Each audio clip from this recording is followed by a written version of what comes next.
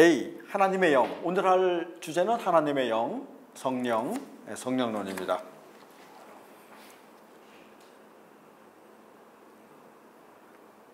먼저 피조물이 하나님과 구분될 뿐만 아니라 서로에 대해서도 구분되는 가운데가 뭐냐 하면 이거는 그 로고스에 대한 진술입니다.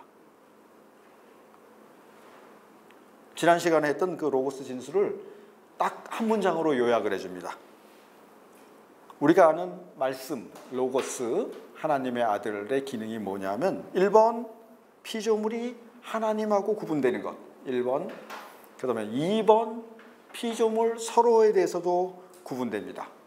그렇게 하는 것이 창조의 로고스이자 창조 질서의 원리인 아들의 사역으로 이해될 때, 그러니까 여기까지는 앞에서 했던 거 요약입니다. 이해되셨나요? 이거 이제 암기하시면 됩니다. 로고스를 이렇게 간단하게 설명해 주는 문장은 많지 않죠. 근데 이렇게 접근하는 이유는 자연과학과 대화할 수 있기 때문에, 그리고 자연과학과 대화할 수 있다는 것은 사실은 우리의 현실하고 우리 현재 인간이 인지하는 현실하고 근접한다고 이렇게 얘기할 수 있는 거죠. 그래서 구분, 왜 이렇게 물질은 구분이 돼가고 독립적으로 나아갈까? 로고스의 원리입니다. 그래서 계속 그림도 다시 한번 필요하겠지만, 오늘도 여기 내재적 삼위일체가 있습니다. 여기서 창조가 일어났습니다. 빅뱅이 일어나서 그 다음에 계속 구분입니다. 구분, 하나님과 세계의 구분, 이 자유, 그 다음에 이 세계 안에서도 짜잘한 이 소립자들이 원자와 원자가 구분되면서 진행이 된 겁니다. 근데 여기서 우리가 생각을 안 했었다 그랬죠. 아들은 구분으로 작용하고 영은 그 구분된 것의 통합으로 작용하는 겁니다. 동시에 작용합니다. 그래서 우리가 책을 읽을 때는 1번 구분 읽고 2번 영 읽지만 사실은 그 창조의 과정 안에서는 둘이 동시에 진행하는 거죠. 거기서 성서의 증언에 따르면 하나님의 영은, 우리는 통합했지만 통합의 그 고도의 통합은 생명입니다. 생명을 주는 원리다. 하나님의 영에 대해서 말해라 할 때는 생명을 주는 원리다. 이거는 구두시험에서도 술술술 말할 수 있어야 되죠. 정말이냐? 시편은 이렇게 노래한다. 주의 영을 보내어 그들을 창조하사 지면을 새롭게 하시나이다. 봄에 생명이 쫙 절태올 때 시편은 그거를 주의 영, 하나님의 영이 살리시는 걸로 이렇게 생각했다는 거죠. 그 이전에 또 성서, 창세기 156쪽 넘어가면 그 하나님이 루아흐 엘로힘, 숨을 불어넣어서 살아있는 존재가 되게 하셨다. 창세기 2장 그 얘기가 나옵니다.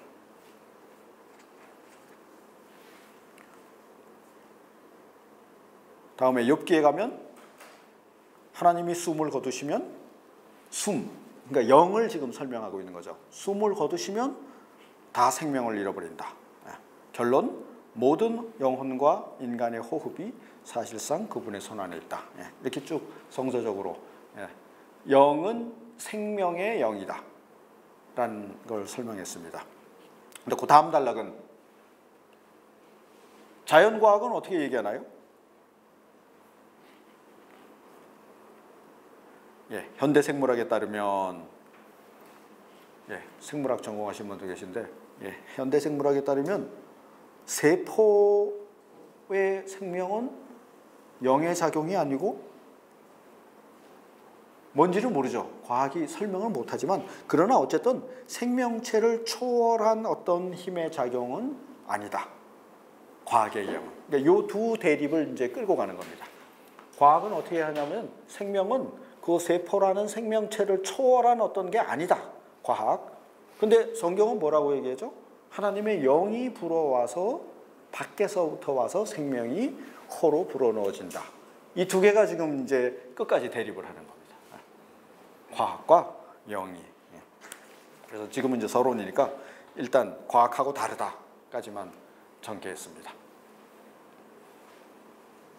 그러면 과학이 맞으면 과학 입장에서는 어떻게 얘기하겠습니까? 성경, 그 무슨 추상적인 그런 생명을 얘기하느냐? 지금 대부분의 무신론적인 교회 밖의 현실에서는 그렇게 얘기하죠. 그거는 뭐 종교적인 뭐 은유가 아니냐? 기껏 잘 봐줘도. 예. 그러면 뭐라고 대답할 것인가? 예. 시적 은유라고 하자. 그래도 거기는 그 깊은 의미가 숨어 있다. 밑에서 둘째 줄. 일단 이렇게 접근해 보자는 겁니다. 그 깊은 의미라는 것이 굉장히 중요한 이유는 157쪽에 사실 우리가 생명하면서도 교회에서조차 잘 생각을 안 하는 위에서 셋째 줄 죽은 자들의 부활이라는 자연의 생명을 넘어서는 새 생명을 영의 활동이라고 얘기한다. 그래서 이거는 뭐 은유는 은유지만 만일 이게 맞다면 죽음 이후 너한테도 해당되는 거 아니냐. 그래서 이 깊은 의미를 논의해 볼 가치는 있지 않느냐. 뭐 이 정도 서론으로 따지고 있는 겁니다. 그래서 판넨베르크 신학의 큰 특징 중에 하나, 죽은 자의 부활을, 종말론적인 부활을 언제나 그 목표로 삼고 있다는 것.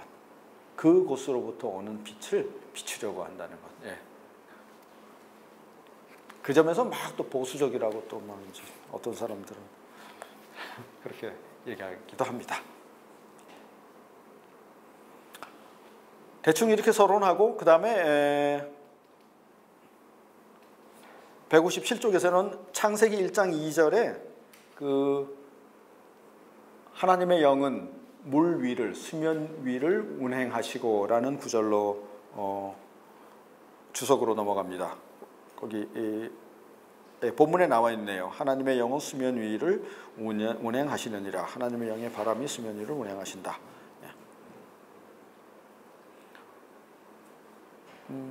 옛날 개혁 성경에는 여호와의 신이 뭐 수면 위를 이렇게 하기도 했고, 또 지금은 어떻게 되어 있는지 모르겠는데, 근데 문제는 그 원어는 여기 루아흐 엘로힘이라는 히브리어 단어인데, 루아흐 엘로힘이 이 토후바보 혼돈 위를 운행을 하셨는데, 이 루아흐 엘로힘을 하나님의 영이라고 번역하면 안 되고, 안 된다기보다는 그거보다는 세찬 바람, 강력한 바람이라고 번역해야 된다라고 구약학자들이 들고 나왔던 겁니다. 그래서 지금 구약학에서는 어떻게 결론이 났는지 모르겠는데, 저도 그 연세대에서 신학교 배울 때 그때 구약 선생님이 오셔서 여기를 세찬 바람이라고 번역하자라고 그게 맞다라고 배웠습니다.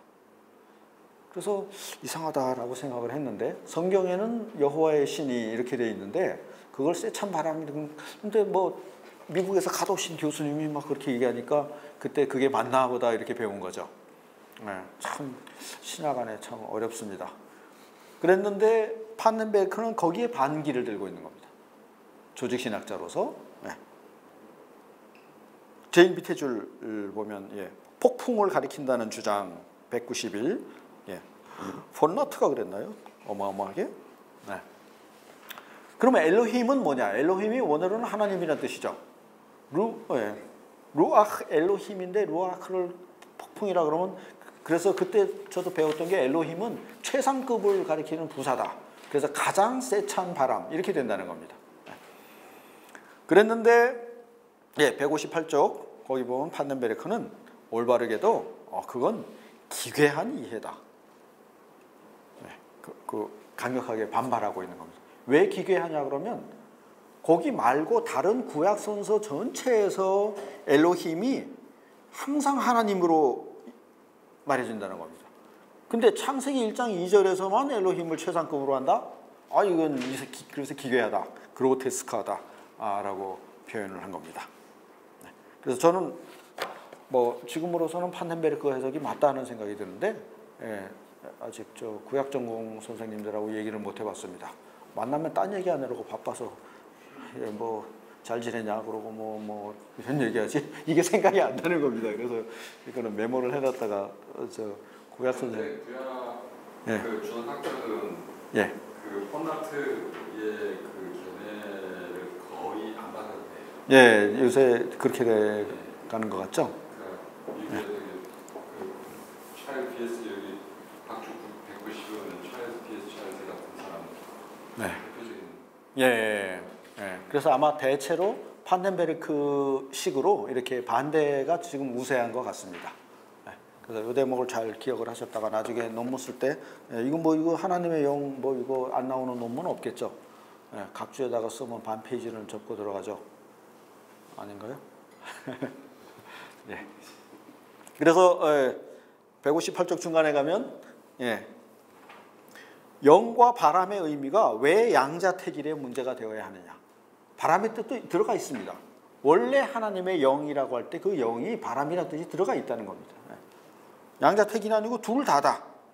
에스겔서의 바람, 하나님의 영이 사방에서 불어오는 그 바람으로 또 되고 있는데 왜 여기서는 양자택일을 강조하느냐. 이렇게 했습니다. 그래서 159쪽 첫째 줄에서 바람과 숨은 분리될 수 없다. 그래서 여기 하나님의 영이다. 그런데 여기까지 해놓고 그러니까 이제 하나님의 영을 말하는데 뭘 말하려면 창조 일어날 때 이미 뭐 자연과학식으로는 빅뱅이 막 일어나려고 할 그 초기에 이미 하나님의 영이 그 우주를 감싸고 있었다는 겁니다.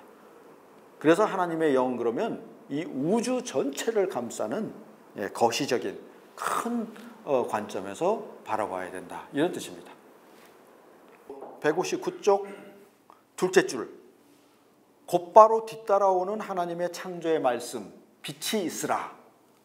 영이 먼저 수면 위를 운행하고 곧바로 빛이 있으라. 말씀이 활동하는 겁니다. 그래서 아들하고 영하고가 같이 사역을 하는데 순서상으로는 영이 먼저 나오고 그 영으로부터 아들이 이제 말씀이 활동하는 걸로 이렇게. 그래서 그 창세기 본문의 기자는 분명히 그걸 2절과 3절에서 의도하고 있었을 것이다 라고 이렇게 주석을 하는 거죠.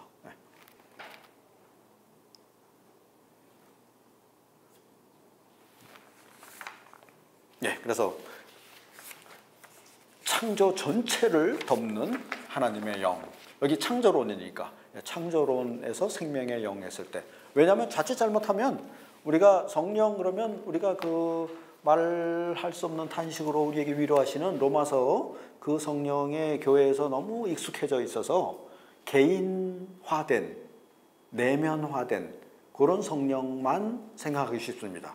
그래서 그런 영만 생각을 하다 보면 이 세계의 창조라는 데서 성령이 사역하는 그 내용은 소홀히 되기 쉽다. 그래서 이걸 처음에 끄집어내서 그렇게 되면 안 된다라는. 아들이 활동하기 이전에, 말씀이 활동하기 이전에 이미 성령이 수면 위를 운행하고 계셨다.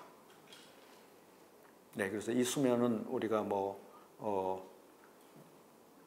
정확하게 말할 수는 없겠지만 하여튼 창조 직전, 이전, 시간과 공간이 하나로 뭉쳐 있었던 그렇게 생각하면 되겠죠. 근데 그럼 논리적으로 모순이 발생하지 않나요? 거기는 논리가 안 통합니다. 창조 이전이니까. 논리는 창조 이후에. 저기 수면이라고 이야기하면 물을 이야기하잖아요. 그럼 물질이잖아요. 이미 창조된 물질 세계가 있다는 걸 전제하는 거잖아요. 그래서 이미 그 아우구스틴이 그 혼돈에 대해서 7가지 가설을 정리를 했고 그 바르트 창조론 그 교회교약 3의 1에서 그 7가지를 상세하게 설명하고 있습니다.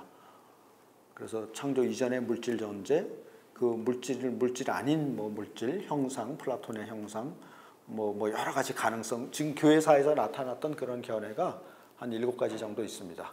그러나 그거는 다 참고 사항이고. 그런 면에서 이제 이 절신학하고 네. 성서학하고 네. 이 창조 기사를 읽는 방식이 완전히 다른 것 같아요. 절신학에서는 이제 판넨베르크가 이야기하는 그 여기 창세기 기사를 창조 기사를 통해서는 무로부터 유의 창조를 얘기를 하고. 네. 거기서 이제 창조론을 시키는데 구약 성서학에서는 네. 이게 지금 물론 이제 전체는 아니고 일부의 의견이긴 하지만 네. 이 창세기 1장의 창조 기사는 예. 우리 하나님의 창조가 이미 시작이 되어 있는 상황에서 예.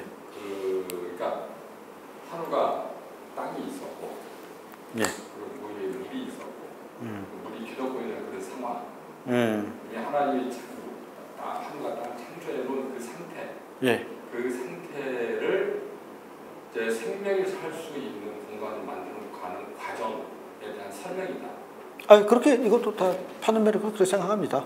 그러니까 예. 그 수면 위에 영이 운행하고 있었다는 이야기는 예. 이미 창조가 시작이 된 상황. 그러니까 창조가 시작됐다면 시간이 벌써 시작이 됐다는 이야기죠. 예, 나중에 시간론에 그것도 나오죠. 예, 창조와 함께 시간이 시작되니까요. 예. 근데 지금은 구약 성서학적으로 보면 이미 창조는 이미 시작이 돼 있던 거예요. 그러니까 이제 태초에 하나님이 천지를 창조하시니라 했을 때 그 태초를 이제 우리가 in the beginning으로 이야기하는데, 근데 이제 그 일부의 그 성서학자, 구약학자들은 저의 스승님이신 김효건 교수 같은 분들은 또 이제 그 유대 신학자 같은 분들은 그 이제 시간의 시작으로 보지 않고 하늘과 땅이 창조되는 시점에 이미 되어 있어요. 그러니까 오리지널 무로부터 유를 창조하는 이 상태는 이미 되어 있었어요. 근데 판넨베르크는 시작할 때도 얘기했지만 그 빅뱅을 생각하지 않고는 이제 빅뱅 없이 그렇게 사변적으로 창조를 생각하는 것은 그 형이상학으로 그치고 설득력을 잃습니다. 그래서 빅뱅과 대화를 하면서 하자라는 게 이 창조론이거든요. 그래서 뭐 구약학은 구약학 안에서 나름대로 그 문서적인 가치를 갖겠지만 일단 그렇게 되면 그 빅뱅하고는 대화가 안 됩니다. 그래서 왜냐면은 성서학자들 입장에서는 구약 성서 창세기 이야기는 빅뱅을 이야기하려는 의도로 목적을 가지고 그 기술한 게 아니다라고. 당연히 아니죠. 당연히 아니지만 현대에서 우리가 인류가 밝혀낸 이 어마어마한 지식을 그렇다고 젖혀놓을 수는 없으니까 거기에 맞춰서 우리의 이해를 맞춰와야 된다는 거죠. 그래야 교회 밖의 세계에 대해서 우리가 설득력을 가지게 돼 있고, 그렇게 안 할 경우는 우리 첫 시간에 말했던 것처럼 무책임한 일이다라고 얘기할 수 있죠. 그래서 뭐 지금 뭐 그 이쪽 저쪽을 선택할 필요는 없습니다. 각자가 노력을 했는데 이 분야에서는 그런 지식은 판넨베르크는 원치 않는 거죠. 물론 형이상학으로는 되지만 조금 이따 시간 할 때 나오는 겁니다. 그래서 이제 넘어가는 거는 그 160쪽에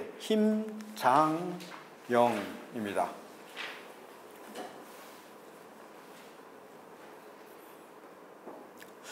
그래서 성령의 사역을 지금 이제 설명하려고 하면서 제일 먼저 판넨베르크가 잡은 주제는 힘입니다. 힘의 신비에 대해서 우리가,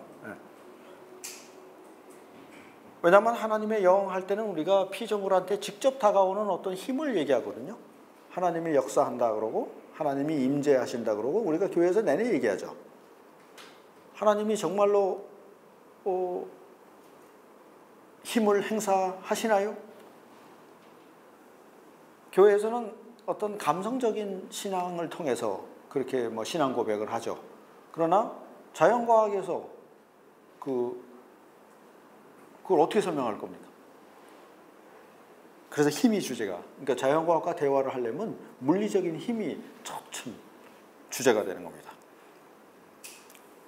그래서 근대 물리학의 중심 주제가 힘이었습니다. 이 힘의 신비, 힘은 어디서 오느냐?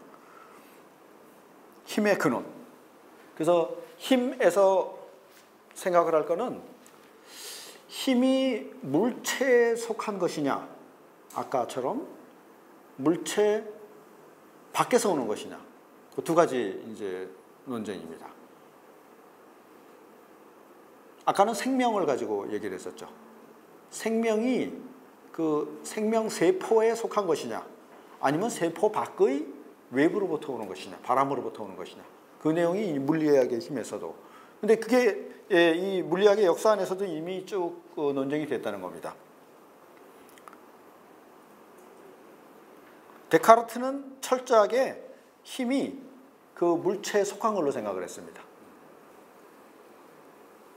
이 생각을 조금 더 비약시켜서 우리 자신에게 나라는 자아가, 이건 인간론에서 이제 생각이 되겠지만 보통 그렇게 생각하죠. 영혼이 우리 두뇌에 속한 것이냐, 아니면 그 밖에서 그 밖과도 상호작용하고 있는 것이냐, 어느 쪽을 생각하시겠습니까? 생명이 두뇌에 제한되어 있나요? 의사 선생님은 뭐라고 하나요? 그렇다라는 거죠. 두뇌가 죽으면, 육체가 죽으면 생명은 끝나는 거다. 없다. 지금 현대 과학이 그렇게 얘기를 하고 있는 거죠. 그런데 그렇지 않다라고 얘기하는 우리 기독교 종교 신앙에서는 생명은 두뇌 육체로 끝나는 것이 아니고, 그럼 뭐냐? 영이라는 게 있다라고 얘기를 했죠. 그래서 그 얘기를 하려고 지금 이제. 그나마 두뇌가 아니고 이제 그 뉴 에이지 계열의 신비주의 명상, 여기도 엄청나죠. 거기는 생명이 두뇌에서 오는 게 아니고 어디서 온다고 말합니까? 잘 모르시죠? 인도 종교에서 심장에서 나온다고 말합니다. 심장보다 조금 더 그 심장하고 두뇌하고 연결하는 그 중추가 송과체라는 그 제3의 눈이고, 그래서 뭐 이게 뭐 어쩌고 저쩌고 해서 이제 거기서 막 이제 신비가 그래도 어쨌든 그렇다고 그래도 육체에 한정이 돼 있는 겁니다. 물론 이제 그 사람들은 또 육체 밖으로 뭐 나가기는 하지만, 그래서 그 테마가 지금.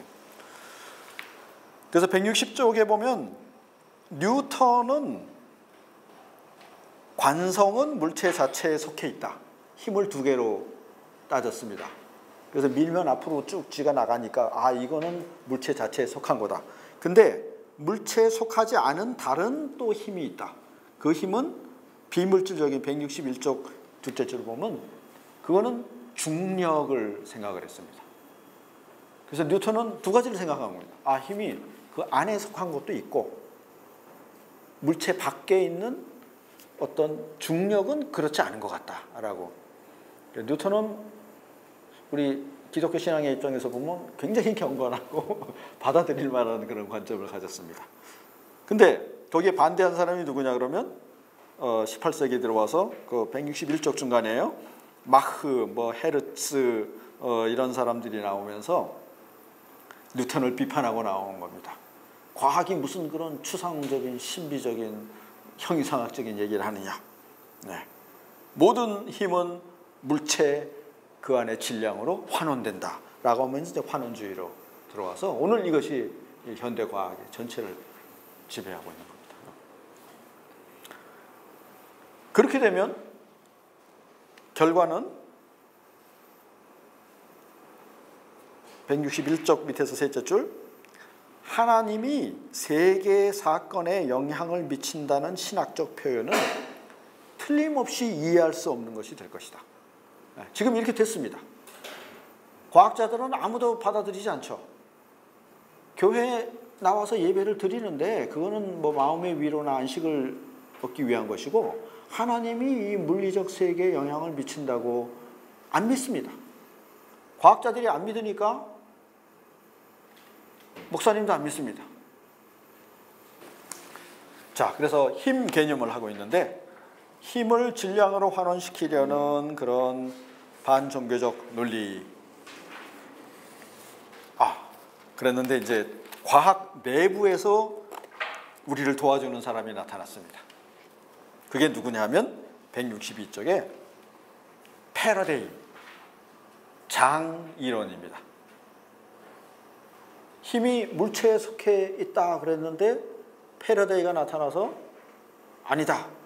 힘은 장에 속해 있다. 그래서 여기서 힘 다음에 장으로. 장이란 거는 이 공간에 퍼져 있는 어떤 마당, 필드를 생각하는 거죠. 그래서 거기 있는 어떤 점, 이 사람들은 이제 주로 그 조그만 알갱이를 생각을 하니까 그 알갱이 물체가 힘의 중심이 아니고 그 주변에 퍼져 있는 장이 힘의 원천이다. 그 힘이 응집돼서 그 원자를 알게 는 소립자로 나타난 것이다. 이게 패러데이의 장 이론입니다. 그래서 이걸 좀 뭐 학문적은 아니지만 이게 뭐라 그럴까요? 비유로 생각하자면 우리 자신의 정신, 영혼의 힘도 나에게서 나오는 것이 아니고 육체에서 나오는 것이 아니고 내 주변에 있는 영, 장, 그래서 분위기 탄다 그러죠. 그래서 막 응원을 열심히 하면 축구 선수가 힘이 나고 우리 실제로 그렇게 우리 응원을 적게 해서 진 건가요? 장의 힘. 그리고 뭐 여성들은 또 뭐 분위기에 약하다 그러고 그게 이 분위기가 주는 힘이 작용한다는 거죠. 어쨌든 그런 표현을 그게 측정하고 뭐 과학적으로 증명은 안 돼도 일상적으로 그렇게 생각을 합니다. 그게 물리학으로 나타난 것이 패러데이의 장 이론이고 파넨베르크가 이걸 얘기합니다.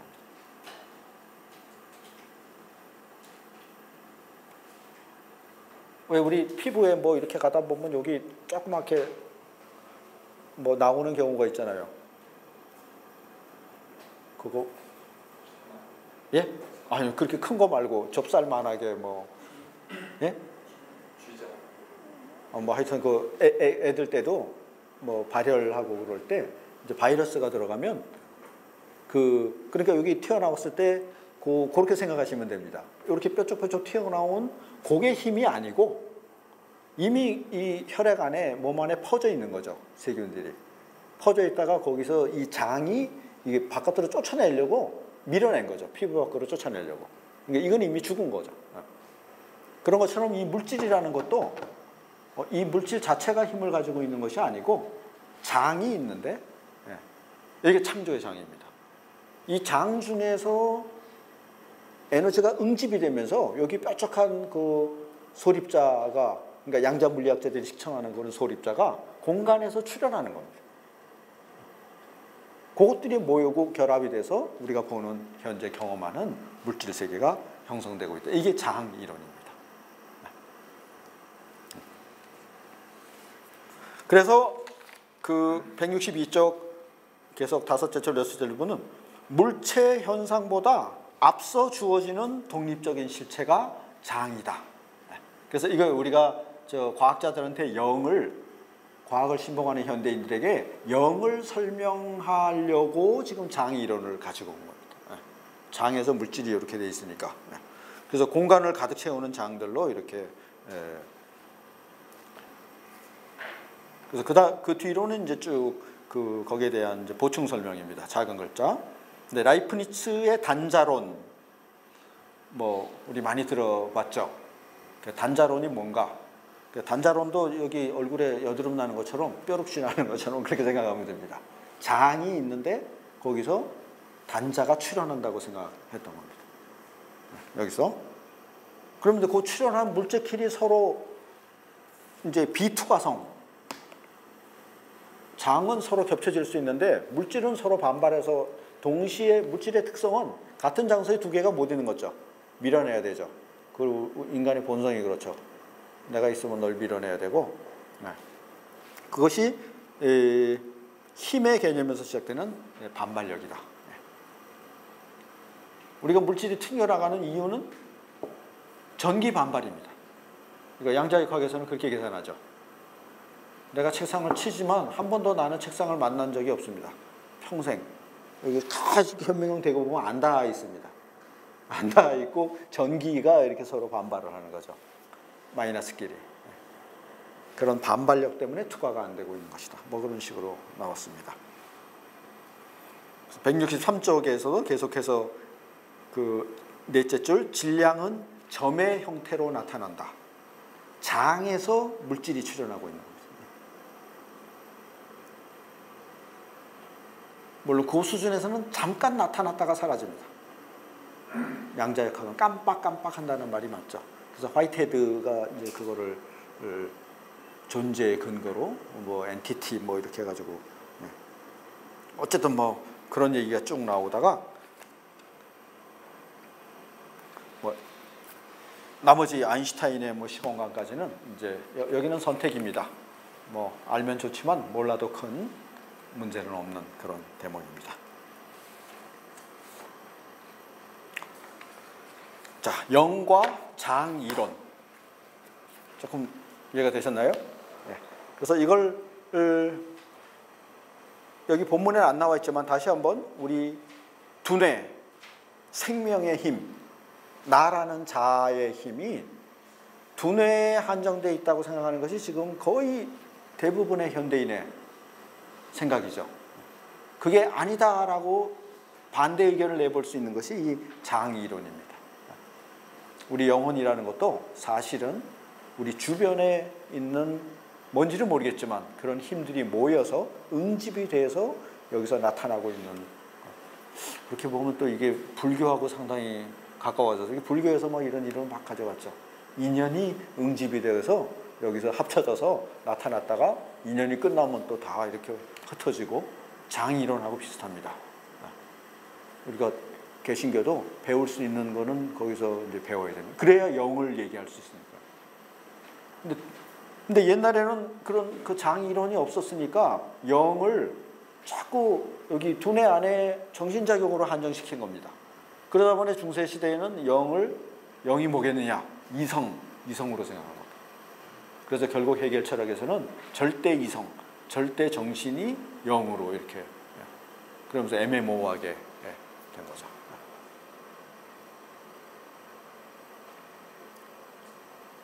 장이론은 또 그 대중적 인기, 뭐 권력, 사회적 측면에서 이쪽으로도 생각해 볼 수 있습니다. 정치 권력자가 가진 권력이 어디서 나올까요? 그 주변에 추종자가, 유권자가 많으면 힘이 커지는 거죠. 이 사람들이 표를 내가지고, 그건 물리적인 힘은 아니지만 사회적인, 정치적인 힘으로 나타나는 거죠. 주변에 도와주는 사람이 많을수록 그 한 권력자에게 집중되는 힘이 뾰족해지고 날카로워지고 힘이 되죠. 그러다가 독재자가 나타나는, 이걸 가장 작은 물리적 형태에서부터 생명의 형태, 사회적인 형태까지 장이론이 생각해 볼 수 있습니다. 그 다음에 164쪽 5쪽에는 164쪽에서는 장이론을 이렇게 그 우리 성서적인 영이론을 끌고 들어오는 게 맞냐? 그래도 되느냐라는 데 합리적인 변명입니다. 이제 결론만 알면 됩니다. 164쪽 밑에서 셋째 줄 큰 글자 마지막에 왜냐하면 이미 스토아 철학부터 푸뉴마 뭐 이런 게 있었기 때문에 그리스도 교리와 연결시키는 것은 정도를 벗어난 것이 아니고 바른 길이 아닌 것이 아니고 개념사와 정신사적인 맥락에서 올바른 것에 가깝다. 오히려 좀 낯설게, 왜냐하면 그 지금은 자연과학이 장을 얘기하지만 소크라테스 이전의 철학에서 이미 그 푸뉴마라는 것이 사실은 그 장을 얘기하고 있었다. 그리고 그 푸뉴마가 푸뉴마토 하기오, 거룩한 영이 돼서 신약 성서로 넘어오고 그것이 성령이 돼서, 그래서 얘기하는 것은 절대로 뭐 정도를 벗어난 일이 아니다. 이제 그런 그 정도로 얘기를 했습니다.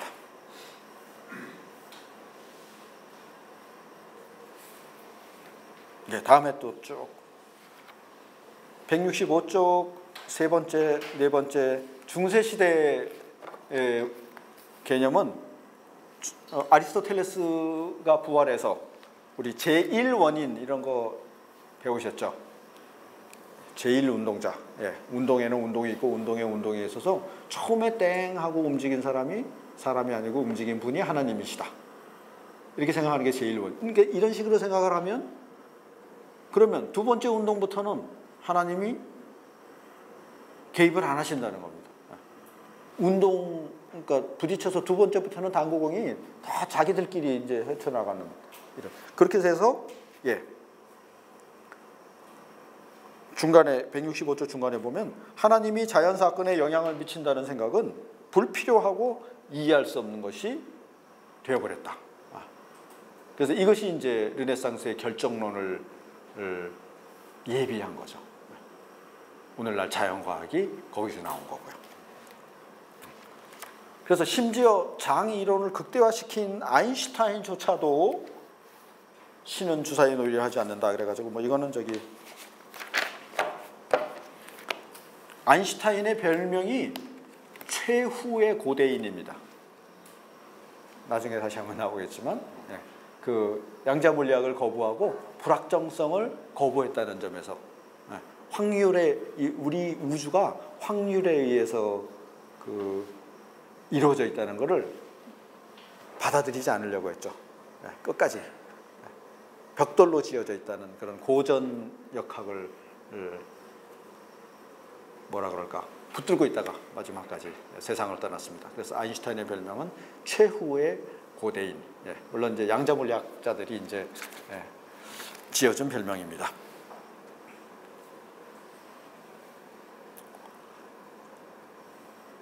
그 다음에 166, 167, 166에서 중요한 거, 그렇지만 물리적 관찰 방식과 신학적 관찰 방식을 그 경계선을 넘어서 직접 해석하면 안 된다. 이건 이제 그 학생들에게 경고를 해주는 거죠. 막 직접 해석 들어가는 사람이 많이 있습니다. 그 우리나라 설교에서 예화가 그런 거죠. 자기한테 유리한 예화를 말해놓고 이게 이렇게 된다. 그래서 그 건너가는 그 직접 해석, 그 틀릴 확률, 예화 자체가 잘못됐을 확률, 맞지 않을 확률 이런 것을 고려를 해야 되는 거죠. 그래서 자연과학의 장이 일어나고 신약이 말하는 그래서 다시 한번 우리는 성서신학이나 구약학이 말하는 장을 귀담아 들어야 되는 겁니다. 이게 자연과학의 장이 일어나 해석하는 가운데 성서를 벗어날 수도 있는 그런 위험이 있으니까 직접 해석하면 안 된다. 경고를 해뒀고 방금 말씀드린 167쪽 중간에 다시 한번 나옵니다. 하나님의 영성을 12째 줄쯤에 이성적 주체성으로 이해를 한 겁니다. 장이론으로 해석을 하지 않으면 하나님의 영을 계속해서 이성적 주체성으로 넘어가고 이성의 주체성은 권력이 모인 것이고 그래서 여기서 온갖 그 현대 병폐가 생겨난 거죠. 남성 가부장주의가 나오고 자연에 대한 인간의 그 우월주의가 나오고 또 인종주의가 나오고 정치 권력에 의한 대중오감 모든 힘이 집중돼서 그 장으로 분산되는 걸 이해 못했을 때 이런 게 나온다. 그래서 우리가 장 이론을 얘기해야 되고 그래서 중간에 삼위일체 구조를 갖는 역동적인 장으로 이해할 때 성서적 진술이 본래 의미하는 것에 더 잘 부합한다는 겁니다. 그래서 여기서는 이제 논증을 못했지만 이걸 성경 구조를 찾아서 쭉 논증을 해준다면 좋은 논문이 되겠죠. 우리가 예를 들었던 것은 저기 처음 시작할 때 시편의 말씀 하나님의 영을 보내서 온 지면에 그 새로운 싹이 돋아나게 주의 영을 보내서 하십니다. 그러니까 이거는 그 어디 하나하나에 들어있는 힘으로 생각하기 어렵죠. 필드 전체에 영이 깔려있고 그 힘이 각각 생명체에 힘을 줘서 살아나게 한다. 이렇게.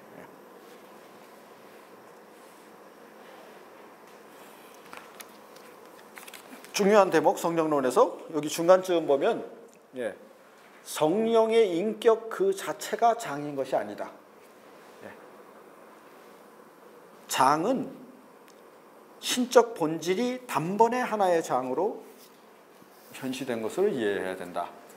이건 이제 조직신학에서 그 삼위일체론의 엄밀한 구분인데 뭐 알아두시려면 그러니까 우리가 보는 이 장, 공간 이것은 삼위일체 본질 자체가 펼쳐진 것이지 이게 그 아들하고 아버지하고 관계없이 성령의 인격만 이렇게 막 푸니마로 떠도는 구분의 어렵습니다. 이건 나중에 문제로 하여튼 넘겨둡시다. 그리고 167쪽 이제 끝나갑니다. 장에 대한 이해가 아직 끝날 때 아들의 중재하고 이제 비교가 됩니다. 밑에서 둘, 넷, 여섯, 여덟째 줄. 아들의 중재 사역은 이제 성육신의 관계 안에서 대면하는 가운데 이건 구분이죠. 아들은 다시 한번 구분. 근데 피조의 타자성은 아까도 말씀드렸지. 피조물끼리의 구분은 아들의 아버지로부터의 자기 구분으로부터 이해가 되는데 결론은 밑에서 셋째 줄, 넷째 줄 그 구분에 상응하는 것이 성령의 사역에도 해당된다는 겁니다. 다만 성령의 사역은 여기서는 구분이 아니고 제일 밑에 줄 관계 존재 베쪼겐 짜인 그래가지고 막 이런 이상한 단어를 막 만들어 쓰니까 봤는데 이렇게 되게 어려우신 겁니다. 뭐 그게 아니고 구분된 거를 붙여놓는다는 겁니다. 떨어진 거를 붙여놓는 것이 성령이고 붙어 있는 것을 구분시키는 것이 아들의 사역이고 이 둘이 동시에 일어나니까 삼위일체인 거죠. 동시에 안 일어나고 하나만 일어나면 이거는 이제 탈이 나는 겁니다. 분리 없이 우리나라가 이게 그 뇌물 협착이 그런 거죠. 공무원하고 뭐 고객하고 사이에는 구분이 있어야 되는 겁니다. 넘어서서는 안 되는 거죠. 뭐 자기 자녀를 뽑고 뭐 그런 것도 문제가 된 거죠. 여기에 구분이 없어서 공과 사의 구분이 없는 상황에서 유착이 되다 보니까 정경 유착 무슨 유착 그런 거고 하나는 분리 통합은 없이 구분만 되니까 이게 망해간 것이 이제 대체로 그 자한당을 비롯해서 뭐 이런 우리 보수 정당이 그런 거죠. 국민들하고 합치면서 뭘 얘기를 하든지 정당을 해야 되는데 마지막까지 적으로 돌리고 갈라서고 구분만 맞나요? 갑자기 정치 얘기가 나와서 그런데 분리와 구분이 그랬습니다. 영은 관계 존재. 그래서 168쪽 마지막까지도 이제 정리도 계속 그렇습니다. 168쪽에도 피조물들을 첫째 줄에 연결하고 피조물끼리 연결하는 것도 영이고 하나님하고 결합하게 해주는 운동 이것이 생명의 영입니다. 여기서 반드시 생각해야 될 게 우리 장로교가 교단이 100몇십 개로 갈라지는 것 이거는 성령인가요? 아닌가요? 초등학생이 봐도 이건 성령이 아닌 겁니다. 물론 이제 서로 합쳐서 이렇게 총회를 하니까 그 점에서는 이제 어느 정도 용서가 되지만 개신교의 원죄이고 또 원죄 중에 원죄입니다. 교단이 갈라졌다는 것. 그리스도의 교회는 갈라져서는 안 되는 겁니다. 갈라지면 이건 악마인 겁니다.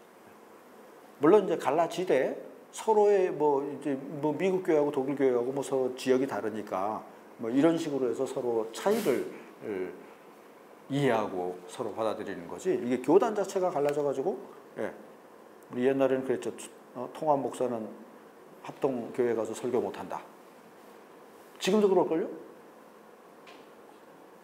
맞나요? 못한다 그랬으면 또 안 시켜야지. 또 큰 교회 목사들은 자기들끼리도 가서 해요. 그러니까 막 이게 구분하고 질서가 잘 안 잡히는 그런 성령론이 잘못된 겁니다. 자, 재밌으라고 얘기했는데 좀 썰렁한가요? 하여튼 그게 이제 관계 존재가 성령으로 계속 다 나왔습니다. 그래서 중간에 계속 아버지하고 아들과의 연합도 언제나 이미 영을 통해 중재되어 있는 것이다. 그래서 앞달라까지는 계속해서 아들의 아버지로부터의 자기 구분을 얘기했었죠. 당연히 그 자기 구분은 영에 의해 중재 하나가 되고 있는 가운데서 일어나는 것이다. 오히려 아들은 영의 최초의 수용자이다. 최초의 구분이니까. 그래서 여기서 영을 장으로 끌고 오는 그 단락이 이 B 단락이었습니다. 제가 맨날 골치 아프게 해드리는 것 같아서 저는 죄책감에 시달리는데 나는 왜 직업이 남들을 골치 아프게 하는. 그래서 정리해 봅시다. 힘, 제일 먼저 힘. 하나님이 우리에게 힘을 이제 영향력을 행사하시는데 이게 과학자들이 안 받아들이는 겁니다. 아무도 인정을 안 합니다. 초등학생도 인정을 안 합니다. 그래서 가지고 얘기할 수 있는 게 그러면 힘이 물체에 속한 거냐 이거부터 따져보자. 그랬더니 물체에 속한다는 의견도 있고 아니다라는 뉴턴의 의견도 있었습니다. 근데 뉴턴의 의견을 무시하고 이제 똑똑한 사람이 나왔죠. 헤르츠 뭐 이런 사람들이 나와서 물체에 속한 거다 확정 지어버렸습니다. 그래서 그게 현대과학이 되어버렸습니다. 그래서 현대인들이 다 그렇게 알고 있는데 거기에 우리의 원군이 도와주는 과학자들이 나타났는데 그 이름하여 패러데이입니다. 패러데이의 장이론이라는 게 나오면서 힘이 물체에 속한 게 아니다. 거꾸로 물체가 장의 힘으로부터 만들어진 거다. 오히려 장이 힘의 원천이고 여기서 그 점으로 나타난 게 힘이다. 물체 자체가 힘이다. 그리고 아인슈타인이 이거를 이꼴 MC 자승에서 질량은 에너지다 해서 증명을 해버렸죠. 아예. 그래서 장이 이론이 지금 맞고 이게 맞다면 이제 이 장이 이론 과학의 입장에서는 우리의 그 신학 주장이 유비가 될 수도 있겠느냐. 우리 두뇌가 영혼이 육체에 제한되어 있는 것이 아니다. 우린 그렇게 믿어야 됩니다. 왜냐 그래야 하나님의 영을 만날 거 아닙니까? 육체에 있다면 하나님의 영이 우리 육체 안에 들어와 있어야 되는데 그 말이 안 되죠. 그래서 내가 그리스도 안에 있고 그리스도가 내 안에 있고라는 것은 이거 장 이론으로 넘어가야 이게 이해가 되지. 아니면 뭐 내 안에 어디 그리스도가 들어오겠습니까? 칩도 아니고. 뭐 가볍게 얘기하자면 그런 표현입니다. 공간의 문제도 결론부터 얘기하자면 자꾸 시간이 넘어가서 공간의 결론은 그 175쪽의 밑에서 둘째 줄 공간에 대한 두 가지 이해 지금까지 공간에 대한 두 가지 이해를 설명한 겁니다. 175쪽에 한 가지 이해는 뭐냐면 공간이 물체에 속한 것이냐 그거를 관계 총괄 마지막 줄에 이렇게 표현했습니다. 지금도 이렇게 주장하는 수학자들, 기하학자들 많이 있습니다. 공간이라는 게 실제로 있는 게 아니고 이 안에 담긴 관계들을 다 합쳐가지고 그게 공간이다. 즉 내재신론적이죠.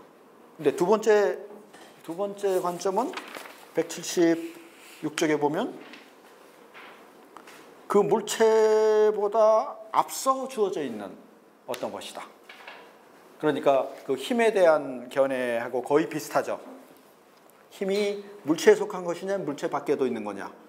공간 이것이 공간 안에 있는 물체들에 속한 거냐 아니면 물체하고 상관없이 있는 것이냐. 그 두 가지 관점을 상세하게 설명한 것이 이제 공간이었습니다.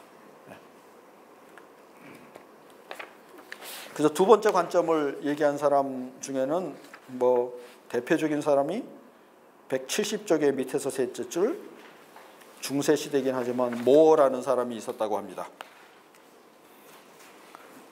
하나님과 공간을 동일시하는 것을 주저하지 않았다. 하나님이 공간이다.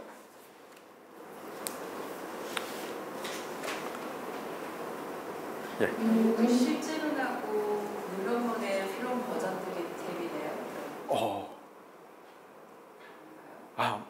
그거는 맞는 것 같습니다. 아주 날카로운 질문인 것 같습니다. 네, 그렇죠. 공간이 실제로 존재하느냐, 아니면 이름만 존재하느냐. 네. 그래서 이름만 존재한다기보다는 그러니까 우리가 실제 하는 사물들의 관계의 총합으로 설명을 하자라는 그 첫 번째 개념. 네. 근데 두 번째 개념은 과감하게 막 하나님하고 그 동일시하고 그 다음에 하나님 자체는 아니더라도 171쪽에 보면 하나님의 무한히 광대하신 그 속성 중에 하나다 최소한. 네. 이렇게 볼 수 있다. 이쪽 두 개념이 있었던 거죠. 공간에 대해서.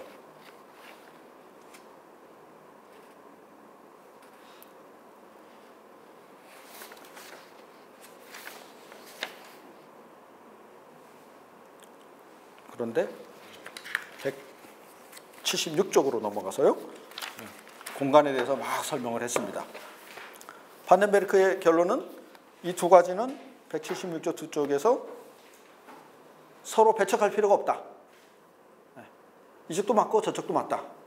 그러니까 이쪽 내재적인 공간은 우리가 뭐 피조 세계의 공간, 이거는 뭐 건축을 한다든지 우리가 뭐 자연을 할 때 그 필요한, 당연히 필요한 그런 공간이고, 그 다음에 둘째 관점은 하나님의 무한 광대하심을 묘사한다. 이것도 신학적으로 우리가 아니 실제로 무한하고 광대하거든요. 밑도 끝도 없고 이게 공간에처럼 이렇게 신비한 것이 없죠. 있는지 없는지도 모르겠고 하나인지 다수인지도 모르겠고, 확실한 거는 뭐 전혀 나눠질 수 없다는 그런. 일단 형이상학적으로는 이제 공간에 접근이 안 되는데, 과학이 확인한 바로는 그 177쪽 첫째 줄에 보면 공간은 잠재적으로는 무한하지만 실제로 무한한 것은 아니다. 공간은 유한하다라는 게 과학의 결론입니다. 근데 우리는 끝까지 무한하게 진행할 수는 있는데 어쨌든 공간 자체가 무한한 것은 아니다. 그래서 그걸 받아들이고, 그 다음에 이제 마지막에는 공간 끝 칸트로 건너가 버립니다. 공간이 밖에 있는 게 아니고 칸트에 의하면 인간의 인식 능력 안에서 구성되는 인식의 범주다 하고 해서 칸트에서 근대 철학으로 이제 넘어가 버렸죠. 이것도 뭐 부인할 수가 없는 사실이거든요. 우리가 내 안에 있는 공간을 사실은 인지하는 거지, 여기서 이제 막 온갖 매트릭스 이론이 다 나오죠. 나는 사실 밖을 보는 줄 알았는데 실제로 보니까 내 두뇌 안에 일어나는 그 전자 양자 그 현상을 인지하고 있는 거죠. 안 그런가요? 실제로 두뇌는 암실에 있다고 그러더라고요. 깜깜하니까 빛이 못 들어가니까. 근데 막 자기가 빛을 본다 그러고 막 이제 떠드는 거죠. 빨간색도 본다 그러고. 자기는 암실에서 그 데이터를 분석하고 있는 거죠. 두뇌는. 그러니까 시신경에 보내준 데이터를 분석하고 있고, 그래서 이거를 확장시키면 이제 그 영화 매트릭스 이제 이론이 나와서, 사실은 그 데이터만 그렇게 보내주면 우리 인간의 인지 능력은 밖에 세계가 있는 것처럼 이제 얼마든지 착각할 수 있다는 거죠. 그래서 그 건너가는 인식, 이걸 이제 철학에서 코페르니쿠스의 전환이라고 그러죠. 인식론적인 전환. 그래서 그 철학으로 넘어갔는데, 문제는 뭐 거기까지 이제 공간을 하고 시간으로 넘어갑니다. 자, 어려운 문제인데 이제 공간, 왜 공간을 열심히 했냐 그러면 시간 하려고 그랬다. 그 말이 어디 있더라?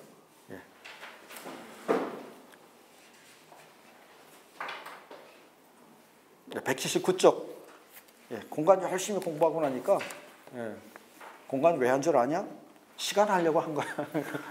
그 시간을 위한 그 전제. 왜냐하면 신학적 해석의 전제. 영은 역동적으로 활동하는데 일단 공간이 있어야 그걸 뭐 역동성을 이해할 수 있다라고 한 겁니다. 그래서 공간은 최종 목적이 아닙니다. 이제 시간이 목표다. 그러니까 뭐 4차원 시공간의 연속체의 표상을 위한 뭐 어쩌고 하고, 그다음에 중요한 거 179쪽의 중간에 보면 우리 시간을 얘기하는데 엄격한 동치성은 있을 수 없다. 이거 다 이해하시나요?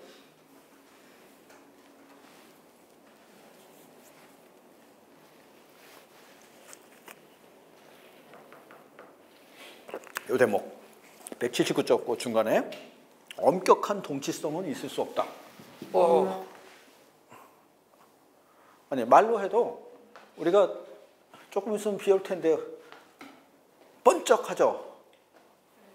그 다음에 한참 있다가 오르릉 꽝 하죠. 그 두 사건이 다른 사건인가요? 이거 뭐 초등학교 때 설교 때 많이 쓰죠. 같은 사건이죠. 하늘에서는 뻥 하고 하나가 일어났는데 전기 스파크가 번쩍하고 정전기울이 이렇게 빡 하고 일어났는데 이게 빛은 번쩍하니까 이제 먼저 오고 그 다음에 소리는 한참 있으니까 그 시간에 시간이 흐르는 겁니다. 네. 그래서 그 두 사건은 사실은 동시인데 우리가 떨어뜨려서 보는 거고 이걸 이제 확장시켜 생각하면 모든 시간 안의 사건이 결국은 그렇다는 겁니다. 그래서 번쩍하는데 여기 거기 바로 1cm 거기 있었더라면 그 사건은 동시겠죠. 근데 거리가 멀어져 있는 것만큼 광속으로 떨어져 있는 것만큼 우리는 그 시간으로 벌려서 공간으로 벌려서 시간이 흐른 걸로 생각을 한다는 겁니다. 그래서 동시성은 없다는 겁니다. 상대성이다. 예. 또 옛날에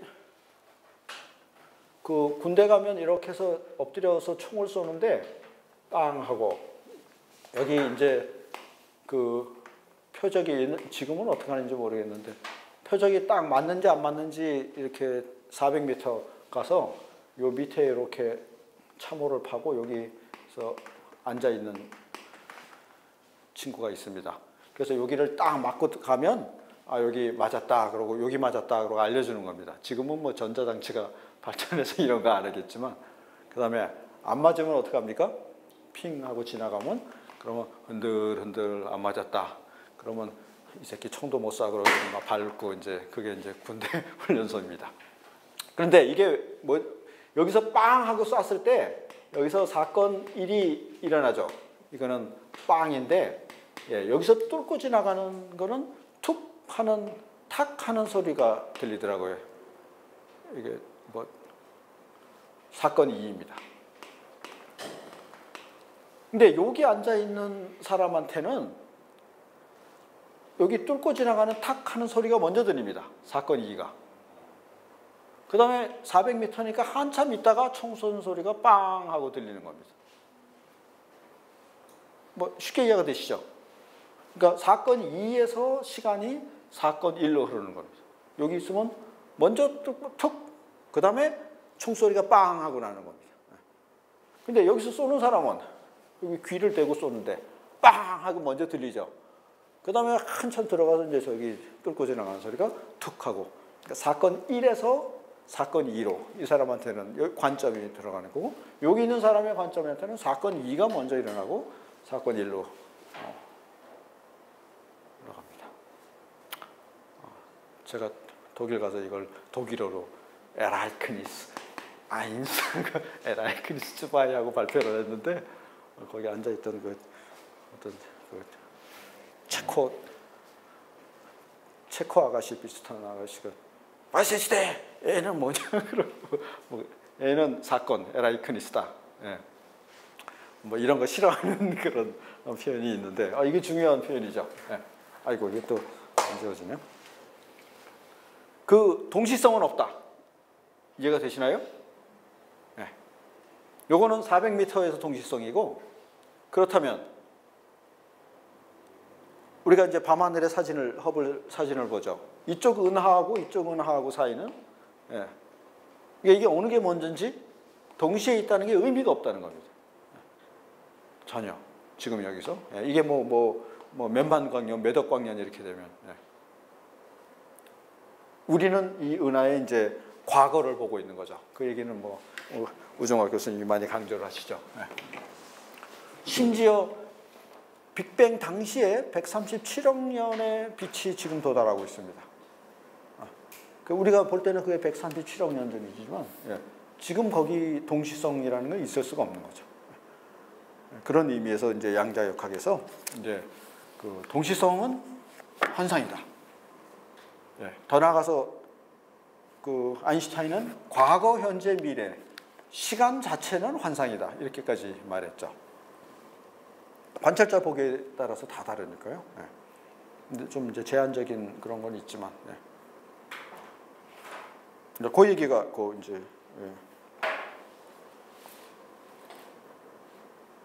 하나님한테는 이제 광속이 필요 없다. 그래서 이렇게 시간이 상대적이면 180쪽으로 넘어가면 이제 아인슈타인의 영혼의 확장을 넘어서서 영원이라는 것이 등장합니다. 동시적인 것이 없고 다 시간이 상대적이라면 어떤 영원한 것이 있어야 이게 뭐 측정이 될 것이 아니겠느냐. 그래서 영원의 문제가 제기가 됩니다. 181쪽 셋째 줄, 영원은 전체성 속에서 나눠지지 않는 생명의 현재다. 뭐 이런 표현이 나왔습니다.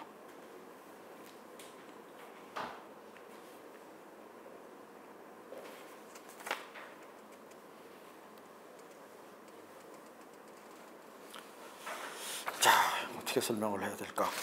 그래서 시간하고 영혼의 그 개념에 대해서 182쪽에 각주 239 데이비드 보험이라는 물리학자가 나오는데 이 물리학자가 지금 현재 물리학계에서는 뭐 전혀 취급이 안 되는 학자인데 놀랍게도 이 파넨베르크 조직신학에서 근데 저는 이 데이비드 보험한테 한때 뭐 한 달 정도 빠져서 이 사람 책을 열심히 탐독한 적이 있었습니다.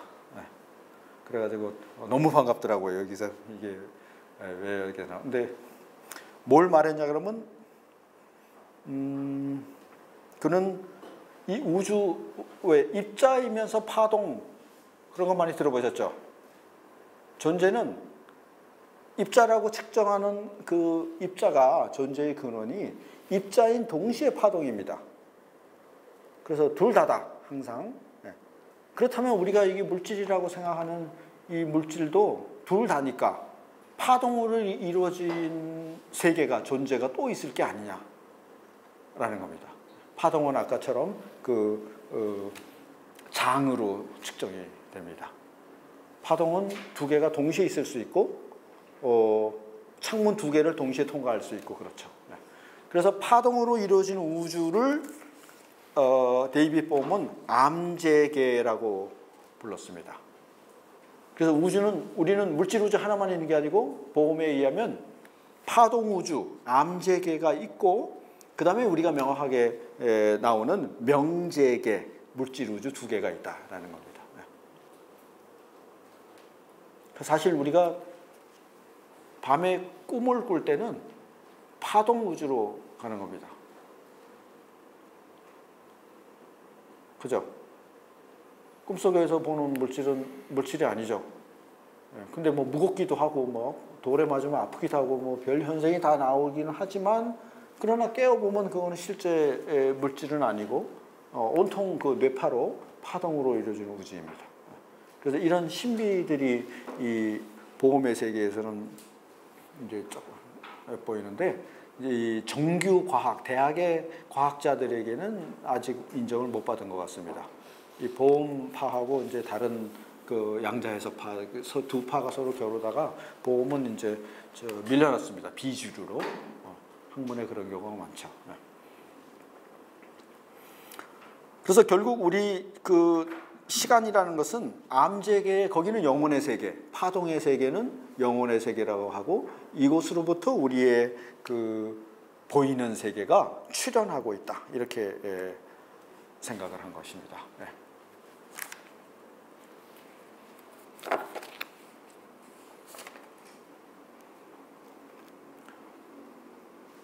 와 시간이 넘어간다. 요거 한번 그다음에 이걸 이제 시간 이론으로 또 시간도 184, 185로 가면 뭐 이렇게 거대한 물리학자가 있는가 하면 또 결국은 칸트로 넘어가서 칸트에 의하면 시간도 공간과 마찬가지로 인간의 인식의 뭐 인식론적인 범주다 이렇게 처리를 해버렸죠.